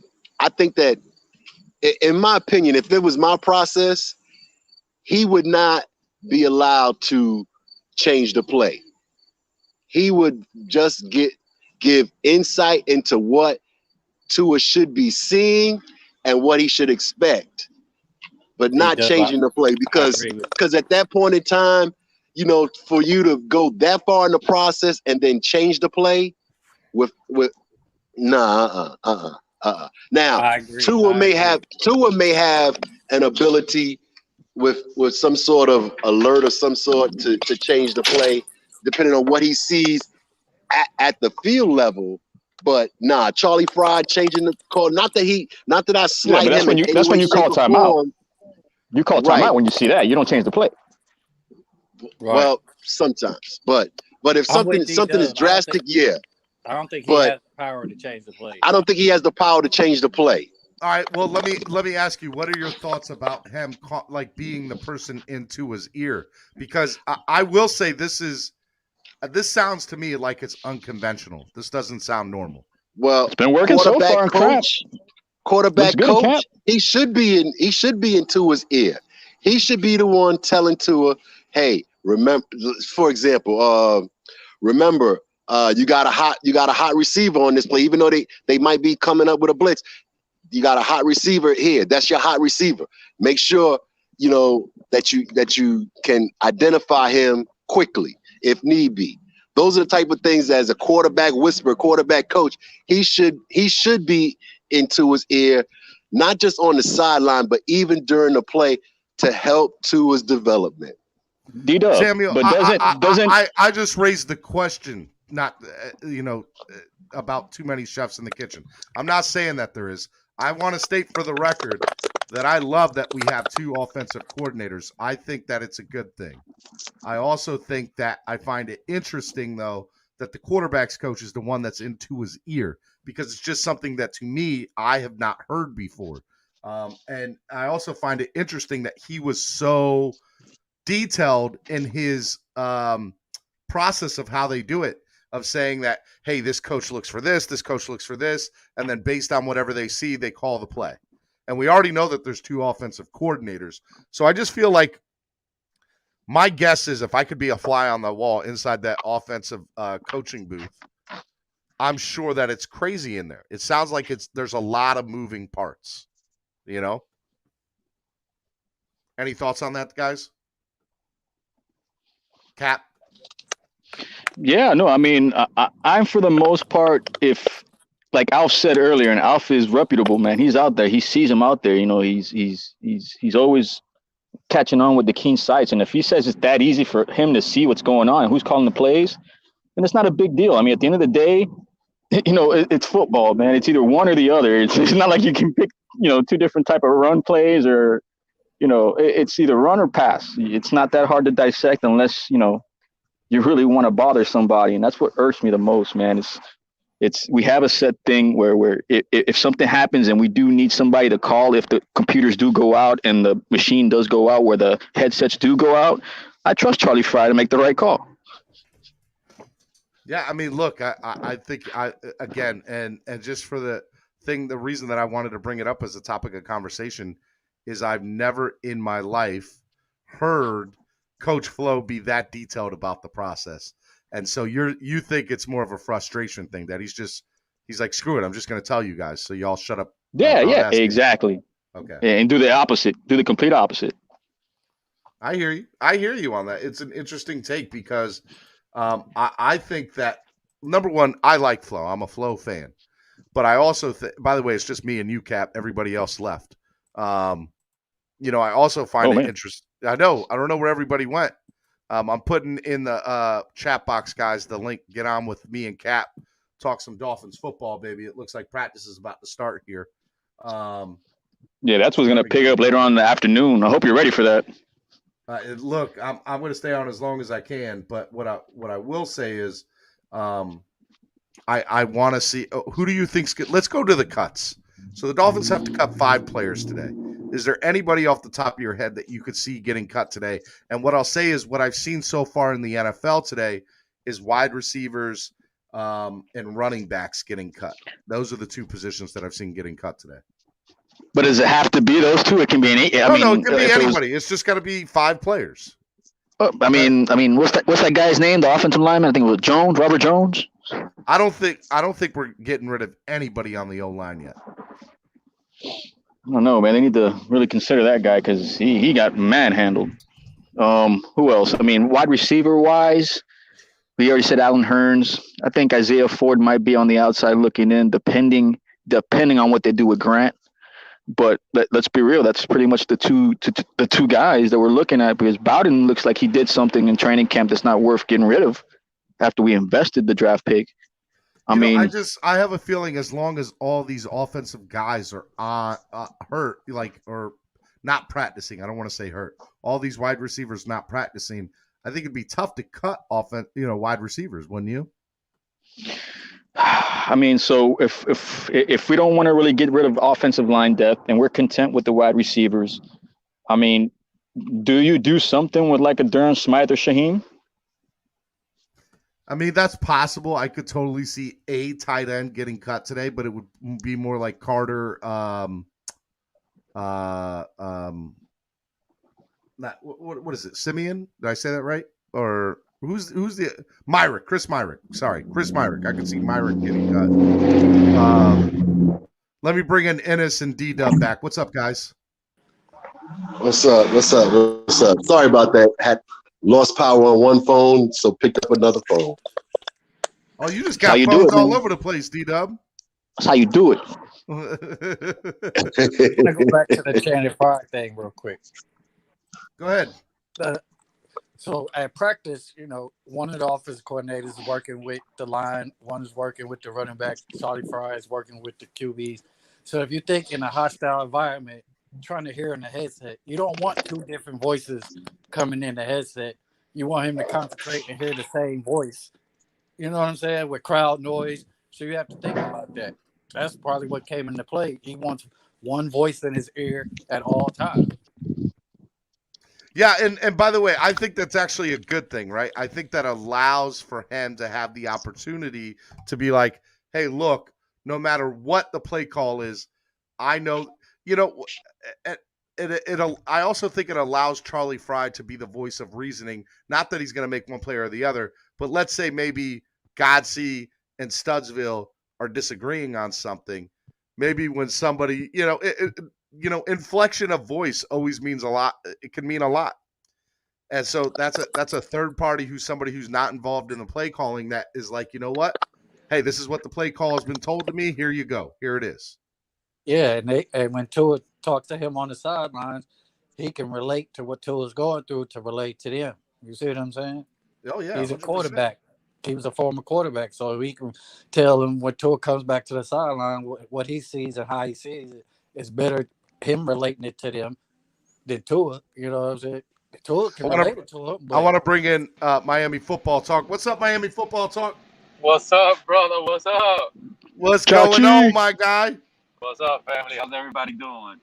How are you today, man? Hey, just so you know, side note, real quick, your shorts, you should be getting a tracking number on that by the end of the week. Oh, you are the man, boy. I've been dying to get those. I know you are, man. I'm trying to get them out to you before the season starts. Thank you, brother. Thank you. But tell me, man, what are your thoughts of everything? I think, I watched back, I have the DVR, so I recorded everything. And I went back and I started watching how the offensive line was playing. Sure, the offensive line wasn't doing the proper things for run blocking, but they were opening the holes for the running backs. The holes were being opened, but the Bears have a good front seven, and they were blocking up those linebackers, covering up those holes really quickly.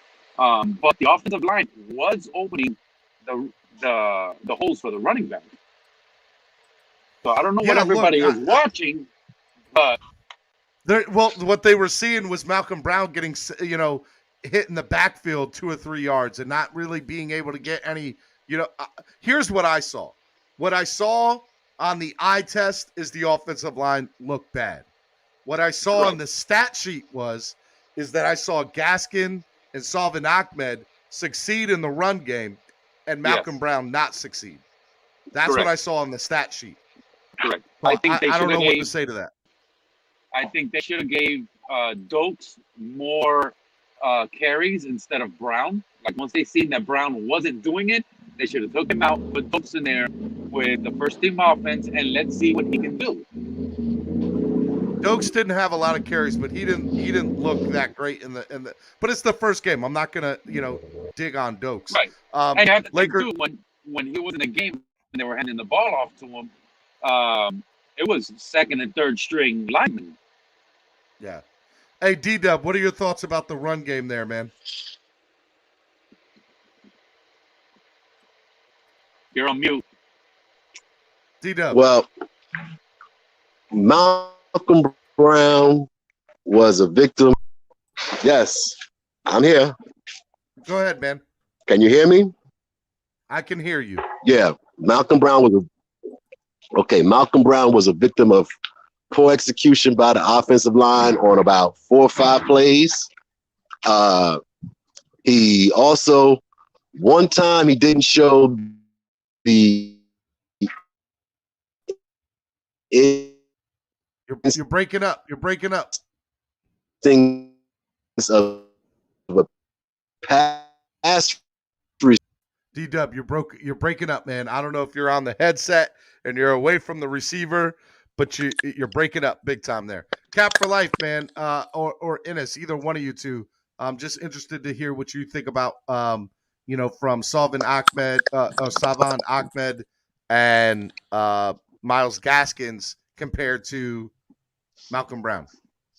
Well, no, I mean, I really wanted to touch on Malcolm Brown because it's. I heard Larry yesterday, pretty much try to come to his defense on pretty much 9 attempts with 8 yards, or I don't know what it was, but at the end of the day, I agree with D-Dub, man. If you want to see guys produce, then you got to let them play, and they should have played Dokes more, knowing that those 9 carries were not effective.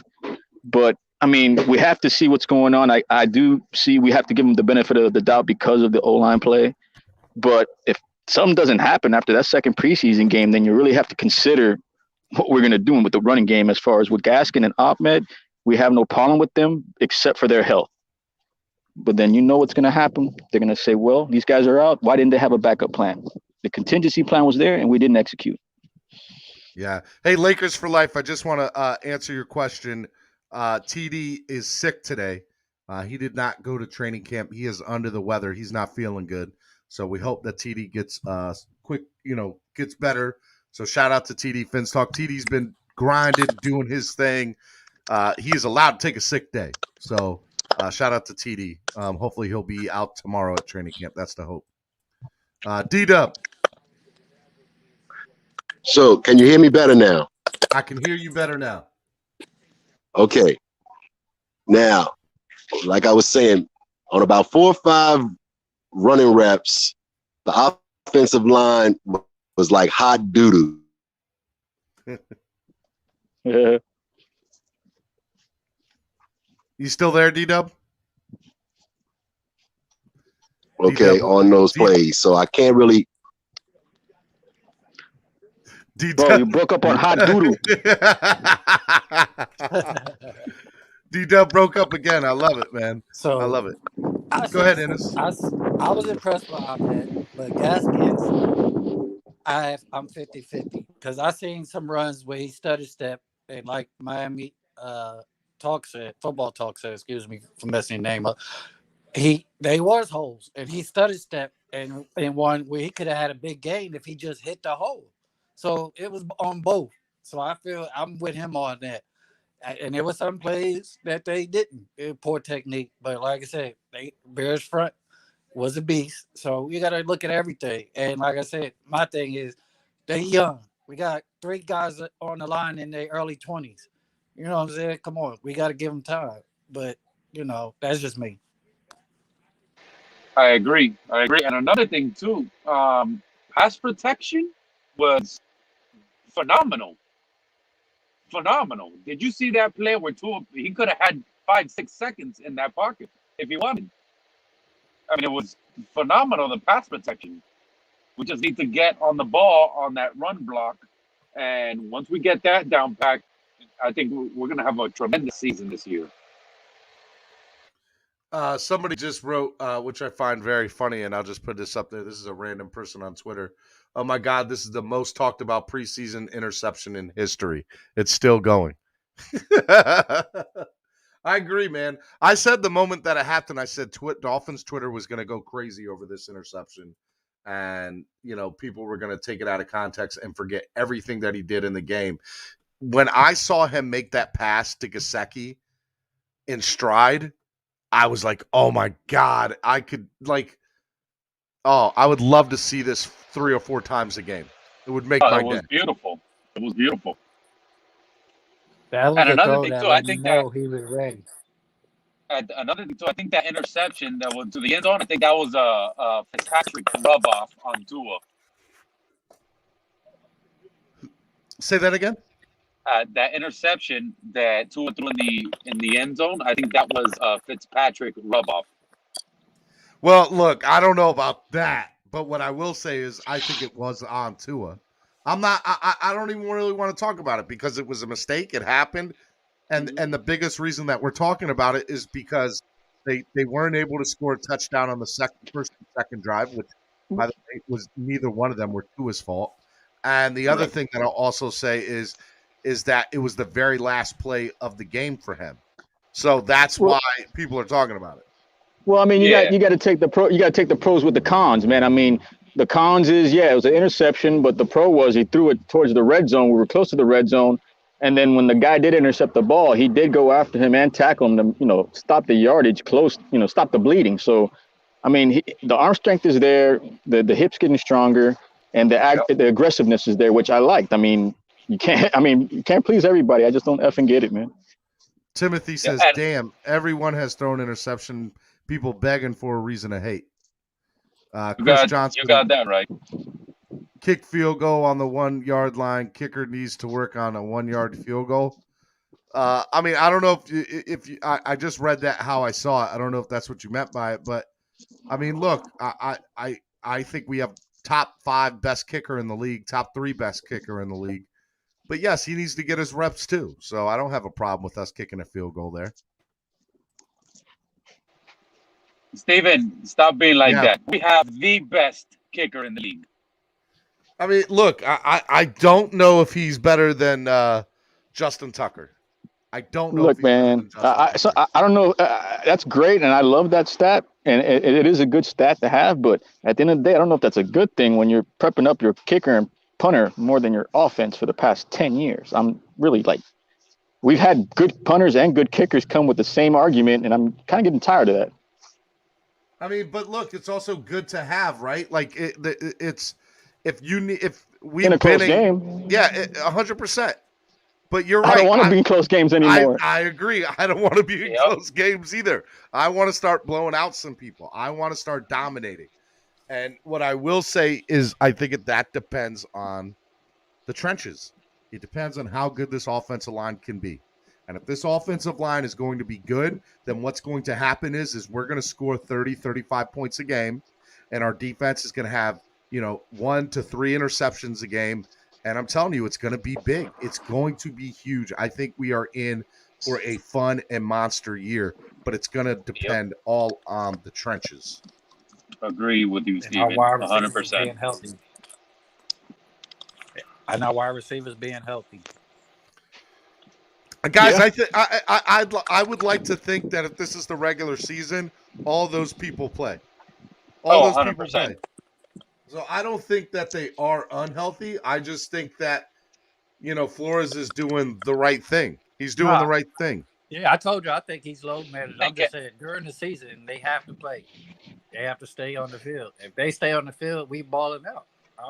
Look what Tua did with just Gesicki, Hollins. Grant didn't catch a damn pass, but anyway. But can we take a moment and realize the jump that Tua made from last year to this year? How comfortable he was this year?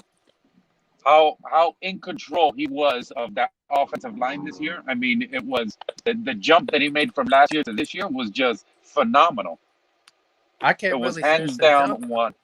I can't really say it's a jump. He wasn't all the way healthy, and he didn't have no preseason in the training camp. So If he was healthy, no telling how he would have looked last year. You see what I'm saying? So that's just everybody wants to say last year jump. I don't look at it. He didn't get a chance to, and with Channing Gailey and all that. Come on, that wasn't set up for him. So we don't know what he could have been if this was his first year. He's in with camp and season game. You see what I'm saying? Healthy. I don't look at that last year. I don't count them 9 games. I agree with you, but you have to take into consideration everybody's going to talk about this being his year to jump from last year, That's fine. regardless of how healthy he was or whatever the case may have been. It was still he still played last year and he's playing this year, so this is going to be his second year playing. Yeah, that's just gonna make him look better. Go on and smack him. All right, let me bring in Al. What's up, Al? Good morning, Stephen. How are you today? Good morning, man. I appreciate you coming on. Good to hear from you. Alfred. Good. Hello, how are you? Alfred, you're alive. Yeah, I'm alive. I haven't been on. I've been in the background lately, listening. Oh man, that's good. That's good, man. That's good. I'm glad to hear you, man. Yeah, I'm prepping for my fantasy. He's getting ready to beat the brakes Yeah, on, man. on y'all fools in fantasy. Yeah, well. Send me the email, man. Send me the email.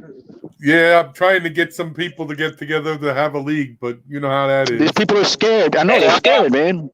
These people are scared, when bro. you've been doing it as long as I have, then they find out you've been doing it a long time. They don't want to get in the league. Hey, man. You know, and I I'm fear no trying one. to have a league that's competitive. You know, I that fear has no good one. players in it. Steven, listen, on CBS, I used to do this when I had my business with a couple of co-workers and stuff like that. The CBS Sports app has a league where it's kind of like it's a pick 'em. You know, you just pick the game, whoever you think is gonna win, and then the last game, usually a Monday night game, is a point spread. You know, what you think the points I've will be. played that would be the before. tiebreaker. I would love to do something like that, Steven, if you're down. I do not do any of that stuff. I have not gambled at all in 4 No, years. no gambling. I don't do none of that. You're not getting me to do One day at a none of time, that. brother. One day at a time. I don't do none of that. Y'all do. Hey, no gambling. I'll listen to y'all. I wouldn't even have a problem doing a free league. Yeah, You know what no I'm saying? gambling, no money involved at all. Just fun, just for fun. It's not even about that, man. You're talking to somebody who had 10 leagues 4 years ago. Like, Wow. dude, I was in it. Is that all you had? 10? Dude, I had 10 leagues. I was doing, fantasy daily. I'm out of the game. I'm retired. I'm out of the game. I retired. I don't do it no more. I don't want no problems. I don't need no problems with that.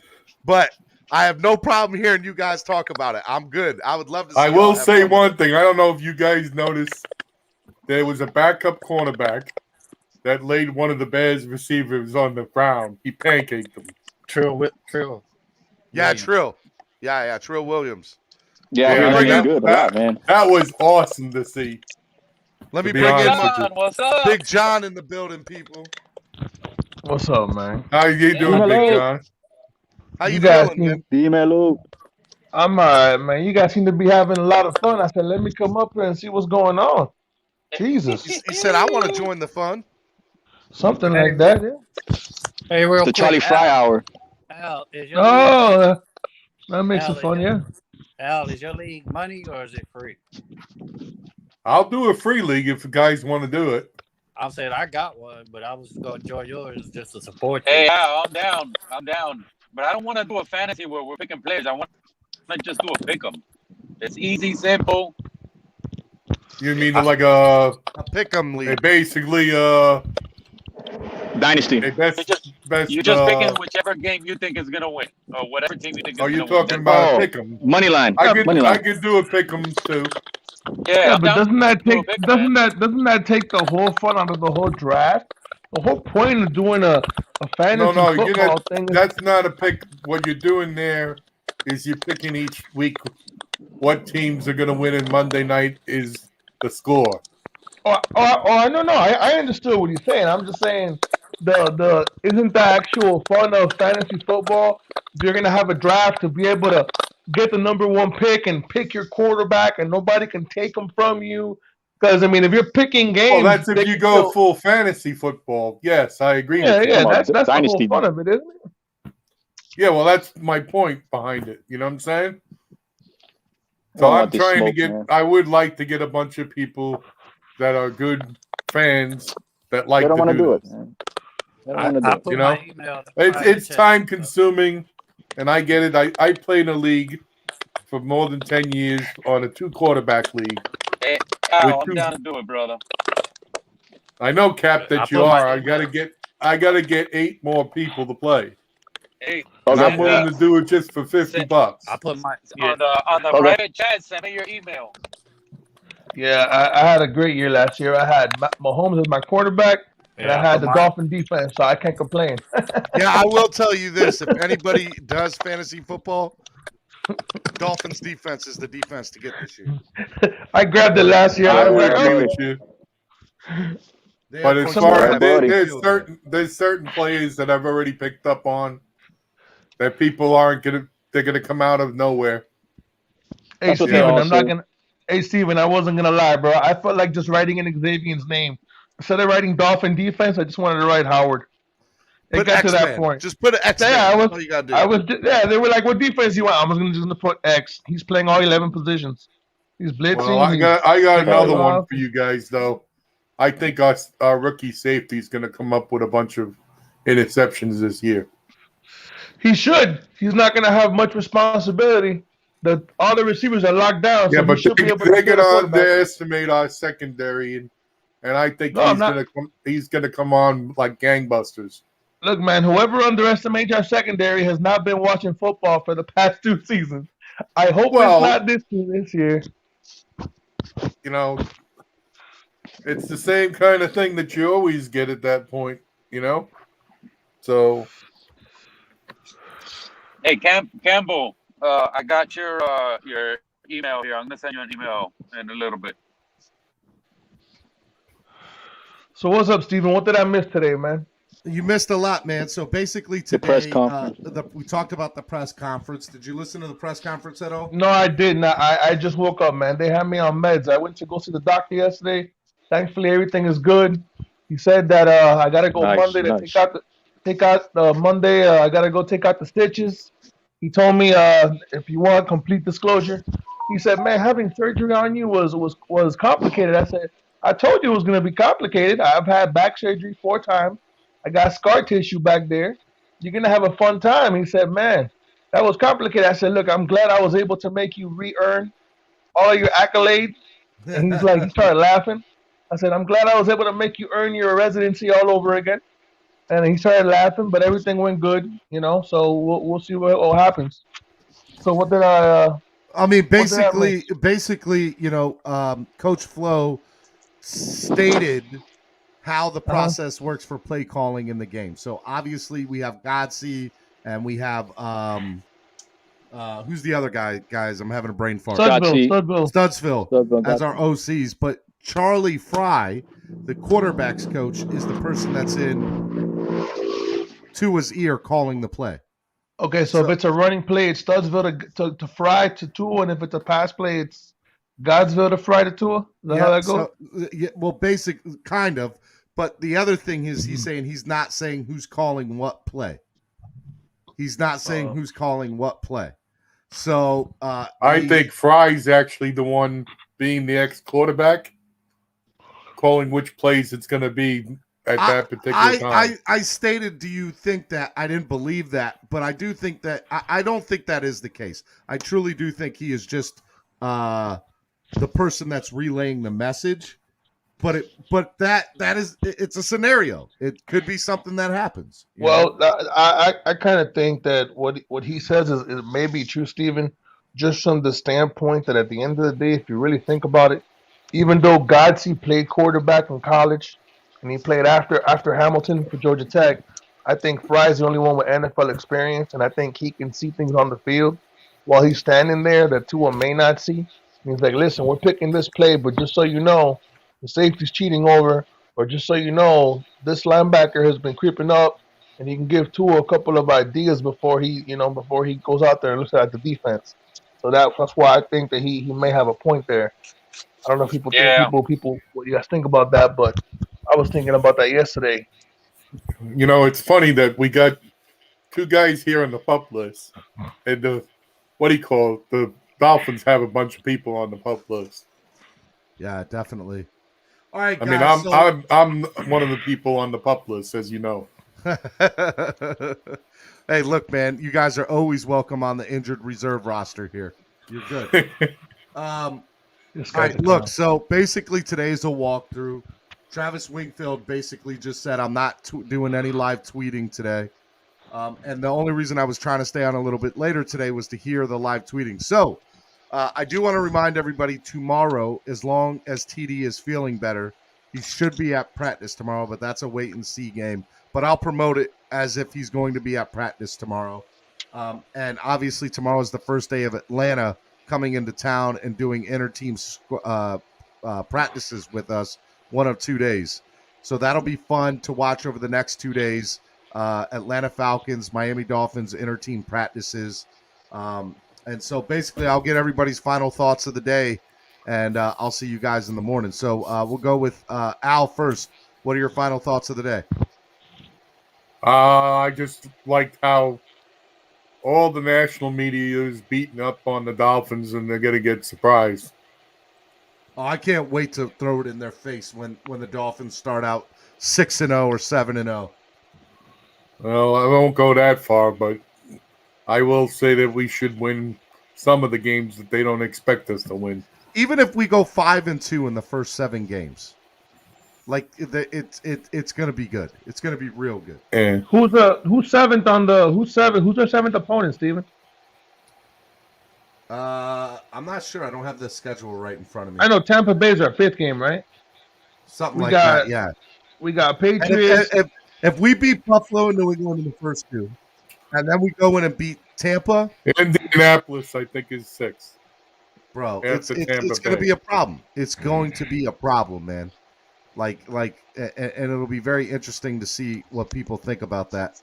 So, all right, Al, I appreciate you coming on today and talking, man. Let me know. I want you back on here, man. Oh, you'll get me back up here occasionally here and there. It's just that sometimes I watch you on the TV instead of being while I'm doing my fantasy stuff. Hey, you know? well, no matter what, I appreciate your love and support, man. Thank you. You're welcome, my friend. Have a good one, boss. Keep up the good work. I will. I appreciate it, man. Thank you. All right, let's go to Miami football talk. Take yourself off mute, Miami football talk.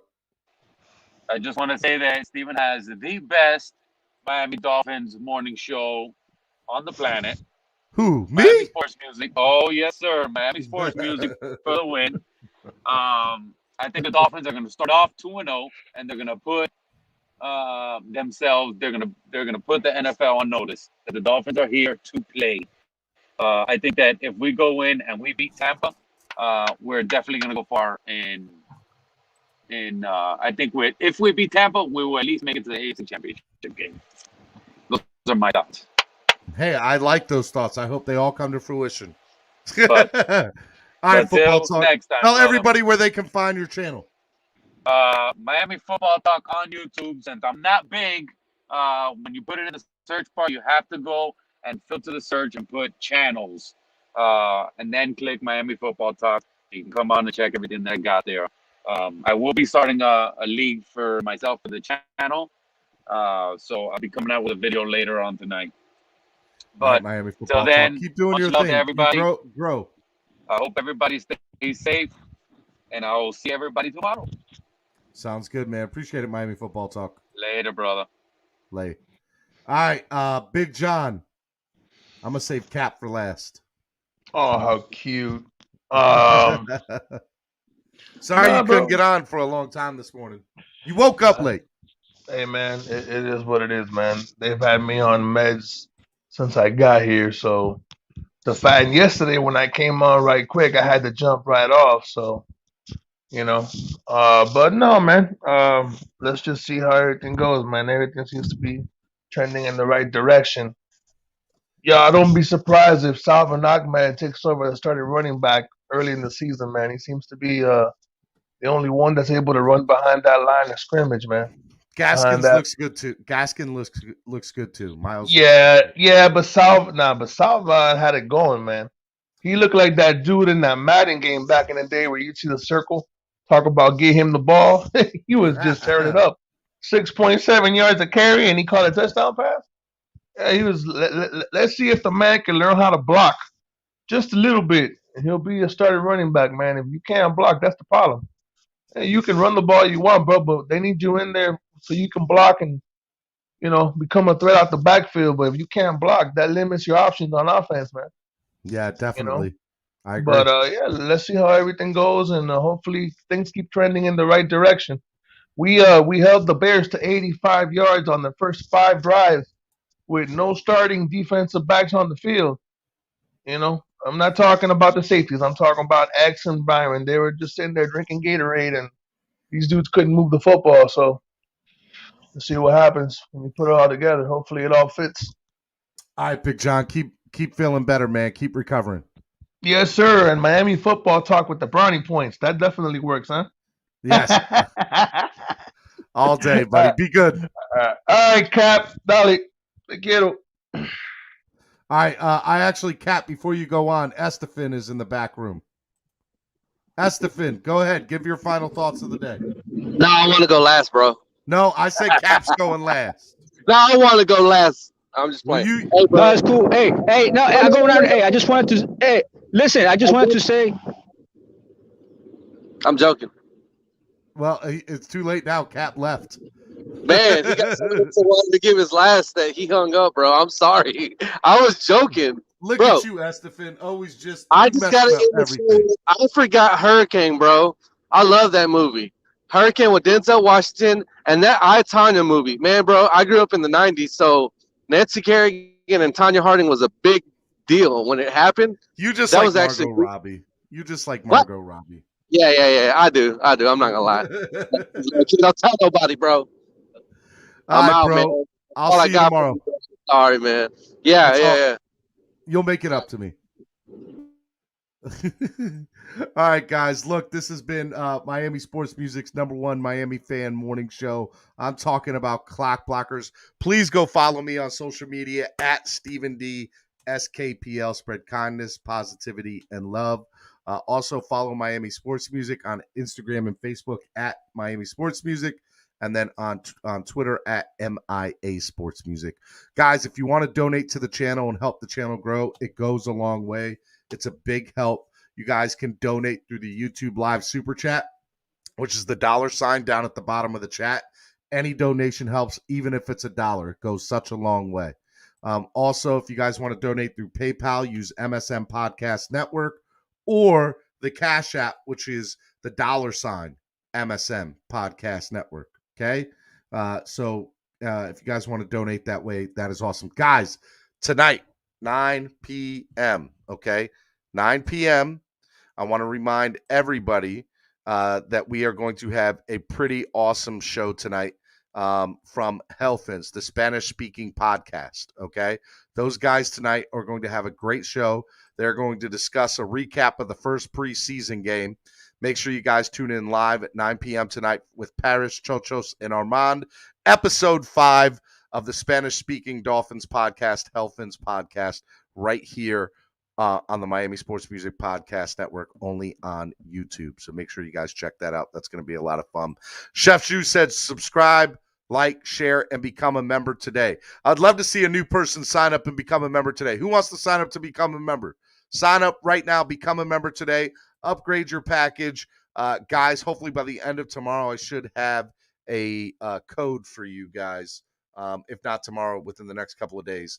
I'm trying to get Solo to give me that. So have a code up for you guys, and that'll be a lot of fun for that. All right, so guys, check it out tonight. It'll be a lot of fun. If you guys missed the show last night, make sure you guys go back and watch the Fire and Ice Combat Sports podcast with Angel Ortiz.